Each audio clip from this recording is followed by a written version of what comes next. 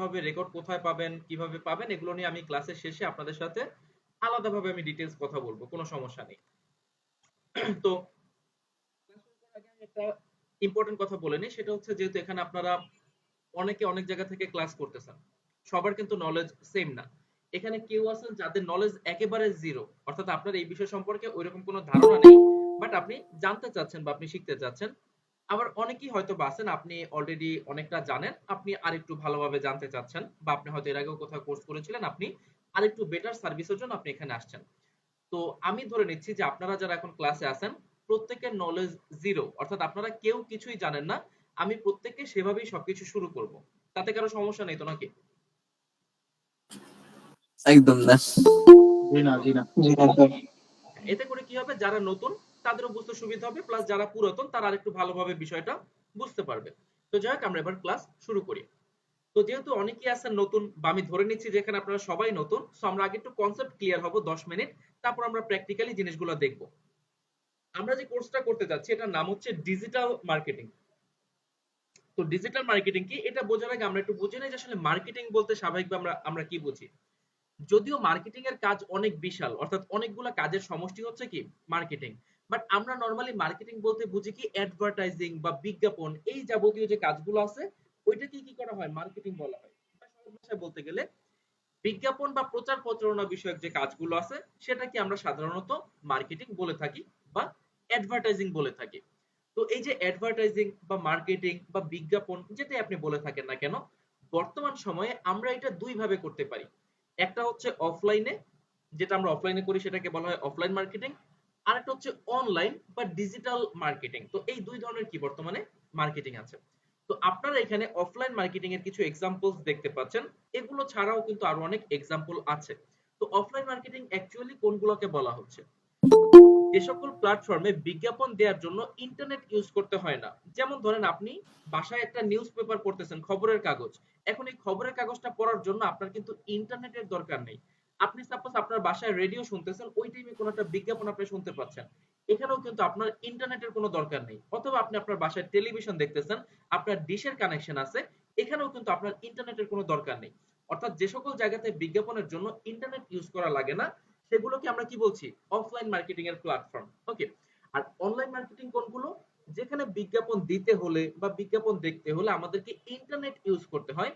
যেমন আমরা যদি একটা এক্সাম্পল দিই, সাপোজ আপনি এখন ইউটিউবে ঢুকলেন, ঢোকার পর আপনি কোনো একটা ভিডিও দেখতে চাচ্ছেন, আপনি কি করলেন, ভিডিওটাতে ক্লিক করলেন, ক্লিক করার সাথে সাথে আপনি দেখতে পেলেন যে একটা বিজ্ঞাপন সেখানে শুরু হয়ে গেছে 5 সেকেন্ড, 10 সেকেন্ড বা 30 সেকেন্ডের, যেটা কিছুক্ষণ দেখার পরে হয়তোবা আপনি স্কিপ করতে পারবেন, অথবা ওই বিজ্ঞাপনটা নিজে নিজেই শেষ হয়ে যাবে। তারপর আপনার যে কাঙ্ক্ষিত ভিডিও সেটা আপনি দেখতে পাবেন। তো এই যে ভিডিওটা আপনি দেখলেন ইউটিউবে, এটা দেখার জন্য কিন্তু আপনাকে অবশ্যই ইন্টারনেট ইউজ করতে হয়েছে। আপনি যদি ইন্টারনেট ইউজ না করেন তাহলে কিন্তু আপনি ইউটিউবের এই বিজ্ঞাপনটা দেখতে পারবেন না। তো ইউটিউবের মধ্যে আমরা যে বিজ্ঞাপনটা দেখলাম সেটা কিসের এক্সাম্পল, সেটা হচ্ছে অনলাইন বা ডিজিটাল মার্কেটিং এর এক্সাম্পল। তাহলে কি আমরা অনলাইন আর অফলাইনের পার্থক্যটা বুঝতে পেরেছি সবাই? জি।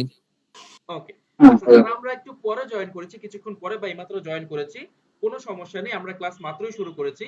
সম্পূর্ণ কথাগুলো আমি শুরু থেকে এখন পর্যন্ত যা যা বলেছি সবকিছু রেকর্ড হয়েছে। তো আপনারা যখন ক্লাস শেষ করবেন, শেষ করার পর যখন ভিডিওটা পাবেন, সেখানে আমার আগের বলা কথাগুলো আপনারা পেয়ে যাবেন। তো তখন শুনে নেবেন, আপাতত টেনশনের কোনো কারণ নেই, আপনারা এখান থেকে কন্টিনিউ করুন। তো আমরা অফলাইন আর অনলাইন মার্কেটিং এর পার্থক্যটা বুঝলাম। এইবার আমরা জানবো হচ্ছে যে অনলাইন বা ডিজিটাল মার্কেটিং আমাদের কেন শিখতে হবে। একটা জিনিস কিন্তু শেখার প্রয়োজনীয়তা তখনই পড়ে যখন সেটা ব্যবহার করা হবে। মনে করেন আপনার বাসায় একটা সাইকেল আছে, কিন্তু আপনি সাইকেল চালাতে পারেন না, এখন এই সাইকেলটা আপনাকে ব্যবহার করতে হবে, তাহলে উপায় কি, আপনাকে এখন সাইকেল চালানো শিখতে হবে, কারণ এটা না শিখে তো আপনি সাইকেল ব্যবহার করতে পারবেন না। ঠিক সেম ভাবে এই জিনিসটা যদি আমি ব্যবহার করতে চাই, যে অনলাইন মার্কেটিং প্ল্যাটফর্মটা, এই প্ল্যাটফর্ম যদি আমি ব্যবহার করতে চাই, তাহলে এই প্ল্যাটফর্ম কিভাবে ব্যবহার করতে হয় সেটা আমাকে শিখতে হবে। তো এই জন্যই কি আমরা অনলাইন মার্কেটিং বা ডিজিটাল মার্কেটিং এখানে শিখবো। বাট কথা হচ্ছে যে এটা আমরা ব্যবহার কেন করব বা এটা আমরা কেন শিখবো। বেসিক্যালি যত টেকনিক্যাল সেক্টর আছে, সারা দুনিয়াতে যত টেকনিক্যাল সেক্টর আছে, ওই জায়গাগুলোতে আপনারা দেখবেন যখনই কোনো আপডেট টেকনোলজি চলে আসে তখন মানুষ সেটা ইউজ করতে বেশি পছন্দ করে। যেমন আমরা যদি ফোনের কথা চিন্তা করি, লাইক একটা সময় ছিল যখন মানুষ কিন্তু বাটন ফোন ইউজ করতো, তাদের ফোনে যদি হচ্ছে ক্যামেরা থাকতো, একটু ভিডিও অডিও গান দেখা যেত, তাহলে আমরা মনে করতাম ওয়াও তার কাছে কত দামি একটা ফোন বা কত স্মার্ট একটা ফোন। বাট এখন যদি আপনি মনে করেন একটা বাটন ফোন হাতে নিয়ে পিকচার তুলেন বা আপনি একটা ভিডিও গান শুনেন বা অনেক বেশি সাউন্ড দিয়ে আপনি একটা অডিও গান শুনতেছেন রাস্তা দিয়ে হেঁটে যেতে যেতে, মানুষ কিন্তু আপনাকে মনে করবে যে আপনি গ্রামের চাচাতো ভাই। তার কারণ কি, বর্তমান সময়ে মানুষ স্মার্টফোন ইউজ করতেছে। প্রত্যেকের হাতে এখন আমরা স্মার্টফোন দেখি, বাটন ফোনগুলো কিন্তু এখন কারো হাতে দেখা যায় না। তো এটার পেছনে কারণ কি? কারণ হচ্ছে একটা নরমাল বাটন ফোনের তুলনায় আমরা কিন্তু স্মার্টফোনে অনেক বেশি অপশন পাই, অনেক বেশি সুযোগ সুবিধা পাই, অনেক ফাংশন থাকে, অনেক ফিচার থাকে। আবার এটার থেকে এটার ক্যামেরাটা বেশি ভালো, ওইটার থেকে এটার ব্যাটারি চার্জ বেশিক্ষণ থাকে। অনেক ধরনের কিন্তু ফাংশন বা ফিচার্স আছে, যার কারণে মানুষ বাটন ফোনের তুলনায় স্মার্টফোনটাকে কি করছে, বেশি গুরুত্ব বা বেশি প্রাধান্য দিচ্ছে। তার মানে কিন্তু এই না যে বাটন ফোন ইউজ করা বন্ধ হয়ে গেছে। এখনো আমরা দেখি বিভিন্ন জায়গাতে বাটন ফোনের ব্যবহার আছে, বা এখনো অনেকে কিন্তু বাটন ফোন ইউজ করতে স্বাচ্ছন্দ্য বোধ করে। তার মানে কিন্তু এই না যে এটা একেবারে বন্ধ হয়ে গেছে, অর্থাৎ এটার যে ব্যবহার বা এটার যে চাহিদা বা যে ডিমান্ড ছিল সেটা অনেকটা কমে গেছে। তো এই যে সেম রেভলিউশন, এটা মার্কেটিং ডিপার্টমেন্ট বা মার্কেটিং সেক্টরটাতেও হয়েছে। অর্থাৎ অফলাইন মার্কেটিংটা একেবারে বন্ধ হয়ে যায়নি বা একেবারে বন্ধ হওয়ার মতো এখনো সময় আসেনি, কিন্তু এটার চেয়ে সুযোগ সুবিধা কোথায় বেশি? অনলাইন মার্কেটিং বা ডিজিটাল মার্কেটিং, এটা সুযোগ সুবিধা বেশি। যার কারণে অফলাইনে তো মানুষ অ্যাডভার্টাইজিং করতেছে, পাশাপাশি এই অফলাইনের থেকে অনলাইন মার্কেটিং এ তারা অ্যাডভার্টাইজিংটা বেশি করতেছে। তার কারণ অফলাইনের তুলনায় অনলাইনে কি সুযোগ সুবিধা বা ফাংশন অনেক বেশি। তো স্বাভাবিকভাবে আমার যেখানে সুযোগ সুবিধা বেশি থাকবে আমরা সেখানেই যাব। এতটুকু ক্লিয়ার সবাই? জি। ওকে। জি ক্লিয়ার। এবার তাহলে আমরা দেখে নিব যে আমাদেরকে ডিজিটাল মার্কেটিং এমন কি সুযোগ সুবিধা দিবে যার কারণে অফলাইন মার্কেটিং এর থেকেও অনলাইন মার্কেটিং এর চাহিদাটা এত বেশি, ইনফ্যাক্ট এতটাই বেশি যেটার জন্য বিভিন্ন জায়গায় কোর্স করানো হচ্ছে। তো এখানে আপনারা একটা চার্ট দেখতে পাচ্ছেন। তো আমরা যদি একটু চার্ট ভালোভাবে খেয়াল করি, আমরা দেখতে পাচ্ছি এখানে ফেসবুক লেখা আছে। এখানে আমি ফেসবুক দ্বারা সম্পূর্ণ ডিজিটাল মার্কেটিংটাকে বোঝানোর চেষ্টা করব। ফেসবুকটাকে জাস্ট আমি এক্সাম্পল হিসেবে তুলে ধরছি এখানে, কারণ এই পুরো জিনিসটাই জাস্ট একটা এক্সাম্পল।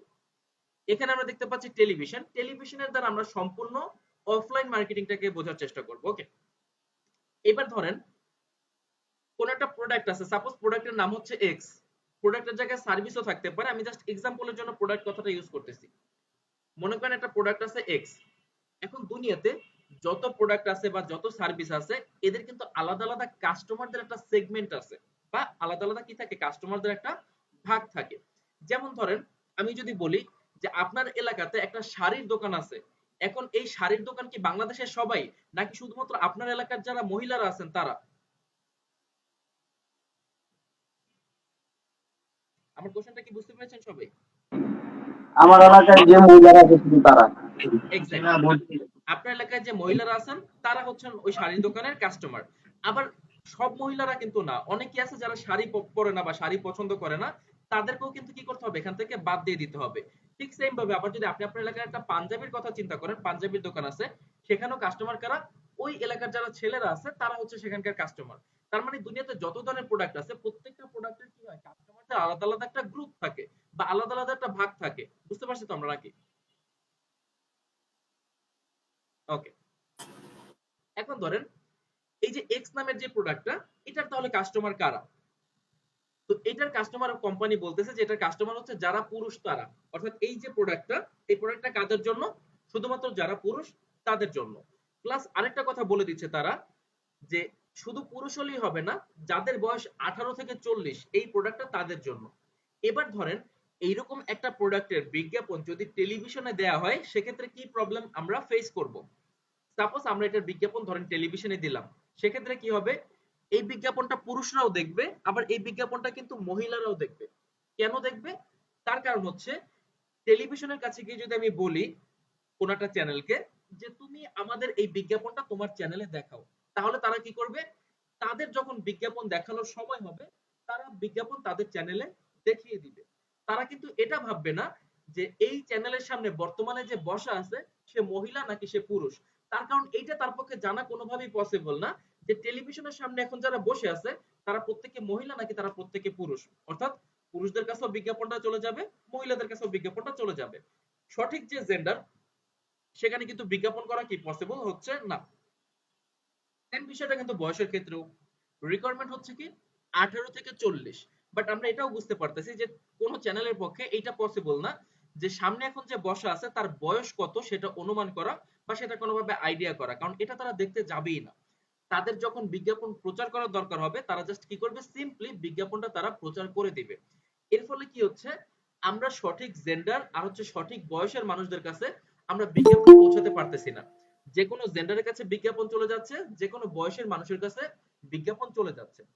এবার এই সমস্যাটাকে আপনি যদি কোনোভাবে বাদও দেন যে ভাইয়া এইটা খুব বড় কোনো সমস্যা না, বিজ্ঞাপন তো বিজ্ঞাপনই, এখন এটা কে দেখলো না দেখলো এত কিছু ভেবে কি হবে, তারপর একটা অনেক বড় সমস্যা থেকে যায়। সেই সমস্যাটা কি? মনে করেন আমি চ্যানেল আই এর কাছে গেলাম, গিয়ে বললাম যে আপনারা কোন একটা প্রোগ্রামে আমাদের একটা বিজ্ঞাপন আপনি দেখাবেন 3 বার বা 5 বার। তো দেখা গেল যে চ্যানেল আই কি করতেছে, আমাদের ওই প্রোগ্রামের মধ্যে বিজ্ঞাপনটা তারা দেখাচ্ছে। এখন হতে পারে যখন বিজ্ঞাপনটা দেখানো হচ্ছে তখন ওই চ্যানেল আই কেউ দেখতেছে না, অর্থাৎ সবাই চ্যানেল চেঞ্জ করে ফেলছে বা ওই চ্যানেলটা কেউ দেখতেছিলই না। এখন আমার পক্ষে কিন্তু জানা পসিবল না যে আমি যে কয়েক লাখ টাকা খরচ করে বিজ্ঞাপন দিলাম এই বিজ্ঞাপনটা কতজন মানুষ দেখলো বা আদৌ কোনো মানুষ দেখলো কিনা।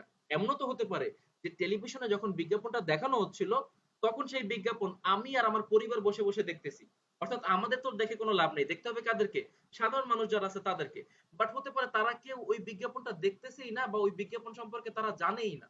এর ফলে কি হচ্ছে, আমি ওই চ্যানেলকে যে টাকাগুলো দিয়ে আসলাম বিজ্ঞাপনের জন্য এই টাকাগুলো কিন্তু কি পুরোটাই নষ্ট, কারণ আমি জানতেই পারলাম না যে আমার বিজ্ঞাপনটা যারা দেখলো তারা আসলে কতজন দেখলো বা যারা দেখেছে তাদের ফিডব্যাক কি, তারা এই বিজ্ঞাপনটা দেখে কি আমাদের প্রশংসা করছে নাকি হাসি ঠাট্টা করছে, কোনো কিছুই কি আমার কাছে জানা নেই বা আমার কাছে কোনো ডেটা নেই, ইনফরমেশন নাই। তো এইটা কি একটা বড় প্রবলেম যে আমরা অ্যাডভার্টাইজিং ঠিকই করে যাচ্ছি, ইনভেস্টমেন্ট হয়ে যাচ্ছে, খরচ হয়ে যাচ্ছে, বাট কোনো ডাটা নাই, কোনো রিপোর্ট নাই, কোনো কিছুই আমাদের হাতে নাই।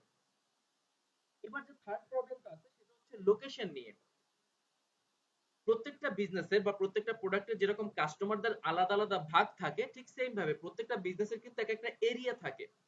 কিছু বিজনেস আছে দেখবেন তাদের বিজনেস দেশেও থাকে দেশের বাইরেও থাকে। যেমন ধরেন বাংলাদেশে কিছু ওষুধ কোম্পানি আছে, তারা বাংলাদেশেও মেডিসিন দিচ্ছে আবার কিন্তু বিদেশেও তারা মেডিসিন রপ্তানি করতেছে, অর্থাৎ তাদের বিজনেস দেশে দেশের বাইরে সব জায়গায় আছে বা সব জায়গাতেই তাদের কাস্টমার আছে। আবার কিছু বিজনেস আছে যারা শুধুমাত্র বাংলাদেশেই আছে, অর্থাৎ তাদের দেশের বাইরে কোথাও বিজনেস নাই, বাট বাংলাদেশের যে কোনো জায়গাতে তাদের প্রোডাক্ট তারা পৌঁছে দিতে পারে। কিছু বিজনেস আছে যাদের একটা বিভাগীয় এরিয়ার মধ্যে তাদের বিজনেস, সাপোজ ধরেন শুধুমাত্র ঢাকা বিভাগের মধ্যে সে তার প্রোডাক্ট সাপ্লাই দিতে পারবে, ঢাকা বিভাগের বাইরে দিতে পারবে না। কারো বিজনেস হতে পারে শুধুমাত্র ঢাকার মধ্যে, অর্থাৎ ঢাকাতে যারা আছে তারাই কাস্টমার, অন্য জেলার কোনো মানুষ তাদের কাস্টমার না। আবার কিছু বিজনেস আছে তার হচ্ছে কি একটা ছোট এরিয়া, সাপোজ আমরা যদি একটা রেস্টুরেন্টের কথা বলি, যে ধরেন ধানমন্ডিতে একটা রেস্টুরেন্ট আছে, এখন এই রেস্টুরেন্টের কাস্টমার কারা? অবশ্যই যারা ধানমন্ডিতে থাকে তারা, অথবা খুব বেশি হলে ধানমন্ডির আশেপাশে যারা আছে তারাই কিন্তু ওই রেস্টুরেন্টের কাস্টমার। ঢাকার দূরের কোনো জায়গা থেকে বা হচ্ছে ঢাকা জেলার বাইরের কোনো জায়গা থেকে অথবা অন্য কোনো বিভাগ থেকে মানুষ কিন্তু এই রেস্টুরেন্টে রেগুলার আসবে না। তো আমি যদি একটা রেস্টুরেন্টের বিজ্ঞাপন টেলিভিশনে দেখাই সেক্ষেত্রে কি হবে, ওই চ্যানেল আমার কাছ থেকে লাখ লাখ টাকা নিয়ে নিবে আর সে সারা দেশের মানুষকে বিজ্ঞাপন দেখাবে। বাট সারা দেশের মানুষ তো আমার কাস্টমার না, যেমনটা আমি ওই শাড়ির দোকান আর পাঞ্জাবির দোকানের ক্ষেত্রে আপনাদেরকে বলেছিলাম যে সারা দেশের মানুষ তো আমাদের কাস্টমার না, তাহলে আমরা সবাইকে বিজ্ঞাপন কেন দেখাচ্ছি? আমার কাস্টমার হচ্ছে ধানমন্ডি এরিয়ার মধ্যে, তাহলে বিজ্ঞাপন কোথায় দেখানো হবে? শুধুমাত্র ধানমন্ডি এরিয়াতে। বাট আপনারা এটা বুঝতেই পারতেছেন যে কোনো নিউজ পেপার বা কোনো টিভি চ্যানেলের পক্ষে পসিবল না শুধুমাত্র ধানমন্ডিতে যারা থাকে তাদেরকে বিজ্ঞাপন দেখাবে, কেউ যদি গুলশান বনানীতে থাকে ওই বিজ্ঞাপন তার কাছে যাবে না সেম চ্যানেল দেখার পরেও। এটা কি কোনোভাবে পসিবল বলেন? না, পসিবল না। ওকে, অর্থাৎ কোনোভাবেই পসিবল না।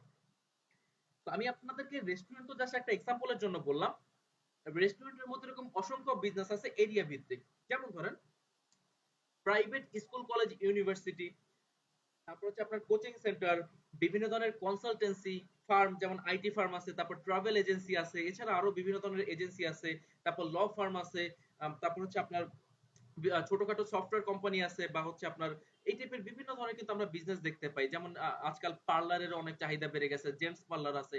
এরকম কিন্তু ছোটখাটো অনেক বিজনেস আছে যাদের কি দরকার, এরিয়া ভিত্তিক কাস্টমার আর এরিয়া ভিত্তিক অ্যাডভার্টাইজিং দরকার, কিন্তু এদের পক্ষে কিন্তু পসিবল না এইভাবে টেলিভিশনে অ্যাডভার্টাইজিং করার জন্য। সাপোজ আপনি আপনার এলাকাতে একটা বড় করে জেন্টস পার্লার দিচ্ছেন, এখানে আপনি খুব সুন্দর করে মানুষের স্টাইল করে চুল কেটে দেন। তো আপনার এলাকাতে যেহেতু দিচ্ছেন, আপনি যদি এখন টেলিভিশনে যান বিজ্ঞাপনের জন্য আপনার খুব বেশি লাভ হবে না। তার কারণ আপনার ধরেন সেলুনটা হচ্ছে ঢাকাতে, বরিশাল থেকে কেউ বিজ্ঞাপন দেখে চুল কাটার জন্য কি আর ঢাকা আসবে? আসবে না। তার কারণ এটা হয় না, হয়তোবা তার এলাকাতে এই ধরনের কোনো একটা বিজনেস আছে বা সেলুন আছে, সে সেখানে চলে যাবে। তো এখানে কি লোকেশন একটা আমরা দেখতে পাচ্ছি বড় প্রবলেম, অর্থাৎ লোকেশনটা ফিক্সড থাকতেছে না। এখন এই যে তিনটা আমি প্রবলেম নিয়ে কথা বললাম, কি কি? জেন্ডার, এইজ, আর হচ্ছে কি লোকেশন। এই তিনটা সমস্যার সমাধান করা যায় একটা উপায়ে, অফলাইন মার্কেটিং এরই একটা উপায়ে আমরা এই তিনটা সমস্যার সমাধান মোটামুটি 90 বা 95% আমরা করে ফেলতে পারি। সেটা কিভাবে? সেটা হচ্ছে লিফলেট বিলি করার মাধ্যমে। লিফলেট বিলি করাও কিন্তু অফলাইন মার্কেটিং এর একটা এক্সাম্পল। আমরা কি সবাই বুঝতেছি যে লিফলেট বিলি করা বলতে কি বোঝানো হচ্ছে? জি ওকে, জি ভাই। না বুঝতে জিজ্ঞেস করবেন, অনেকেই হয়তো বা হতে পারে ওয়ার্ডটা এর আগে শুনেন নাই, হয়তো দেখছেন বাট এটাকে লিফলেট বলে সেটা হয়তো আপনি জানতেন না, তাই আমি জিজ্ঞেস করে নিলাম। তো এই লিফলেট বিলি করাটা যদি আপনারা দেখে থাকেন, এটার মাধ্যমে কিন্তু এই সমস্যাটা সমাধান করা সম্ভব, পুরোপুরি না 90%। দেখেন, সাপোজ এই লিফলেট গুলো আমার কাদেরকে দিতে হবে? পুরুষদেরকে। তো স্বাভাবিকভাবে আমি যখন এই লিফলেট গুলো বিলি করব, আমি তো দেখলে বুঝতেই পারবো সে মহিলা নাকি সে পুরুষ। এটা তো আমরা আইডেন্টিফাই করতে পারি একজন মানুষকে দেখলে সে মহিলা নাকি পুরুষ। তো কোনো মহিলাদের কাছে আমরা কি করব না, ওই লিফলেট গুলো আমরা দিব না, আমরা দিব শুধুমাত্র পুরুষদের কাছে। তাহলে আমার জেন্ডার প্রবলেম সলভ হয়ে যাচ্ছে। এবার আসি আমরা বয়স। সাপোজ আমি যদি হচ্ছে মানুষকে বয়স বিবেচনা করে দিতে চাই, হয়তো আমি 18-র জায়গায় 16 বছর বয়সী একজনের হাতে দিতে পারি, অথবা আমি 40-এর পরিবর্তে 45 বছর বয়সী কারো হাতে লিফলেটটা দিতে পারি। বাট এক্ষেত্রে কিন্তু পার্থক্যটা অনেক বেশি হবে না, হয়তো 2-4-5 বছর আমি এদিক সেদিক করে ফেলবো। তারপরেও কিন্তু আমি আইডিয়া করতে পারবো যে একটা মানুষের বয়স কত হইতে পারে, অর্থাৎ তার বয়সটা 18 থেকে 40-এর মতো হবে কিনা। এটা কিন্তু মোটামুটি আপনি 90% টাইম একুরেট ভাবে বলতে পারবেন যে তার বয়সটা 18 থেকে 40-এর মধ্যে নাকি এর কম বা এর বেশি। এটা মোটামুটি আইডেন্টিফাই করা যায়। আর লোকেশনের যে বিষয়টা, সেটা হচ্ছে স্বাভাবিকভাবে এই যে লিফলেট গুলো বিলি করা হয়, ম্যাক্সিমাম ক্ষেত্রে যেটা করা হয় সেটা হচ্ছে শুক্রবার যখন জুমার নামাজ শেষ হয় ওই নামাজের পরে মসজিদের সামনে দেওয়া হয়। তো এই ক্ষেত্রে লোকেশনের প্রবলেমটা সলভ হয় কিভাবে? ধরেন আপনার এলাকাতে একটা মসজিদ আছে, সেখানে আজকে 1000 মুসল্লি নামাজ পড়তে আসছে। তো আপনি চোখ বন্ধ করে বলতে পারেন এই 1000 মানুষের মধ্যে অন্তত 950 জন ওই এলাকাতেই থাকে, অন্তত কি 950 জন ওই এলাকাতেই থাকে। 50 জন হতে পারে যে বাইরের এলাকা থেকে আসছে, নামাজ পড়ে তার আজকালকের মধ্যে আবার এলাকা ছেড়ে দিবে। তাহলে আমি যদি 1000-এর মধ্যে 950 জনও কনফার্ম করতে পারি, তাহলে কিন্তু মোটামুটি আমার এই যে প্রবলেমটা, এটা আমি 90 থেকে 95% সলভ করে ফেলতে পারি। তারপরেও কি এইটা আমার জন্য একুরেট? না, একুরেট না, কারণ লিফলেট বিলি করলেও এরপর আমাদের একটা প্রবলেম থেকে যায়। সেই প্রবলেমটা কি? সেটা হচ্ছে ইন্টারেস্টেড কিনা। আপনারা খেয়াল করলে দেখবেন মানুষকে যখন লিফলেট দেওয়া হয়, কিছু দূর যাওয়ার পরে তারা ওইটাকে ফেলে দেয়, অনেকে পড়েও না, ভাঁজ করে পকেটে রেখে দেয় বা এদিকে ওদিকে ফেলে দেয় বা বাসায় নিয়ে ফেলে দেয়। কেউ কিন্তু এটা ঠিকভাবে পড়ে না, ম্যাক্সিমাম মানুষ। তো যারা পড়তেছে না বা যারা ফেলে দিচ্ছে, এটার পিছনে কারণ কি? তার কারণ হচ্ছে তাদের হাতে যে লিফলেটটা দেয়া হয়েছে সেটার প্রতি তার কোনো ইন্টারেস্ট নাই বা তার কোনো আগ্রহ নাই। আবার খেয়াল করলে দেখবেন লিফলেট কারো হাতে দেওয়ার পরে সে খুব মনোযোগ দিয়ে ওইটা পড়তে থাকে, পুরো লিফলেটটা সে পড়ে, পড়ার পরে সে ভাঁজ করে ওইটা তার পকেটে রেখে দিচ্ছে। অর্থাৎ ওই যে বিজ্ঞাপনটা তাকে দেখানো হয়েছে, সেই বিজ্ঞাপনের প্রতি কি আছে, তার ইন্টারেস্ট আছে বা আগ্রহ আছে। তো মার্কেটিং এর খুব গুরুত্বপূর্ণ একটা বিষয় হচ্ছে বিজ্ঞাপন তাদেরকে দেখাতে হবে যাদের ওই প্রোডাক্ট সার্ভিসের প্রতি আগ্রহ আছে। তার কারণ আমরা যদি এরকম কোনো মানুষকে বারবার বিজ্ঞাপন দেখাই যাদের আমার প্রোডাক্টের প্রতি কোনো ইন্টারেস্ট নেই বা কোনো আগ্রহ নেই, তাহলে কি হয়, মানুষ সেটার দ্বারা বিরক্ত হয়, এর ফলে কোম্পানির যে গুডউইল থাকে সেই গুডউইল নষ্ট হয়। বুঝতে পারছি আমরা? জি ওকে, জি ভাই, বুঝতে পারছি। এবার আমরা লাস্ট যে প্রবলেম সেটা নিয়ে আমরা কথা বলবো। নরমালি আমরা যদি টেলিভিশন, নিউজ পেপার, তারপর রেডিও, যেগুলো আমরা বলি না কেন সবগুলো কিন্তু অনেক এক্সপেন্সিভ, লাখ লাখ টাকা খরচ করে কিন্তু অ্যাডভার্টাইজিং করতে হয়। এই যে লিফলেটের কথা বললাম, এটাও কিন্তু অনেক এক্সপেন্সিভ, এটার পিছনে দেখা যায় হাজার হাজার টাকা খরচ করতে হয়। তো এই যে এত টাকা পয়সা খরচ, এটা কিন্তু একটা নর্মাল ব্যবসায়ীর পক্ষে পসিবল হয় না। দেখেন বর্তমান যে মার্কেট, এটা অনেক বেশি কম্পিটিশনের মার্কেট। প্রত্যেকটা বিজনেস, আপনি যেই বিজনেসই এখন যান না কেন বর্তমান সময়ে প্রচুর কম্পিটিশন। আর এটা যে শুধুমাত্র বাংলাদেশে, বিষয়টা কিন্তু এরকম না, বিশ্বের প্রত্যেকটা দেশে কিন্তু এখন যে কোনো বিজনেসের ক্ষেত্রে অনেক বেশি কম্পিটিশন। তো এই কম্পিটিশনে আগায় থাকে কারা? যারা বিজ্ঞাপন করতে থাকে তারাই আগায় থাকে। বিজ্ঞাপন না করলে আজকাল ব্যবসা টিকে রাখা কি অনেক ডিফিকাল্ট। ওই একটা কথা আছে না যে প্রচারই প্রসার, ওই কথাটা আমাদেরকে সারা জীবন ফলো করতে হবে। অর্থাৎ যত বেশি বেশি প্রচার করা হবে তত বেশি কি হবে, একটা বিজনেস প্রসার লাভ করবে।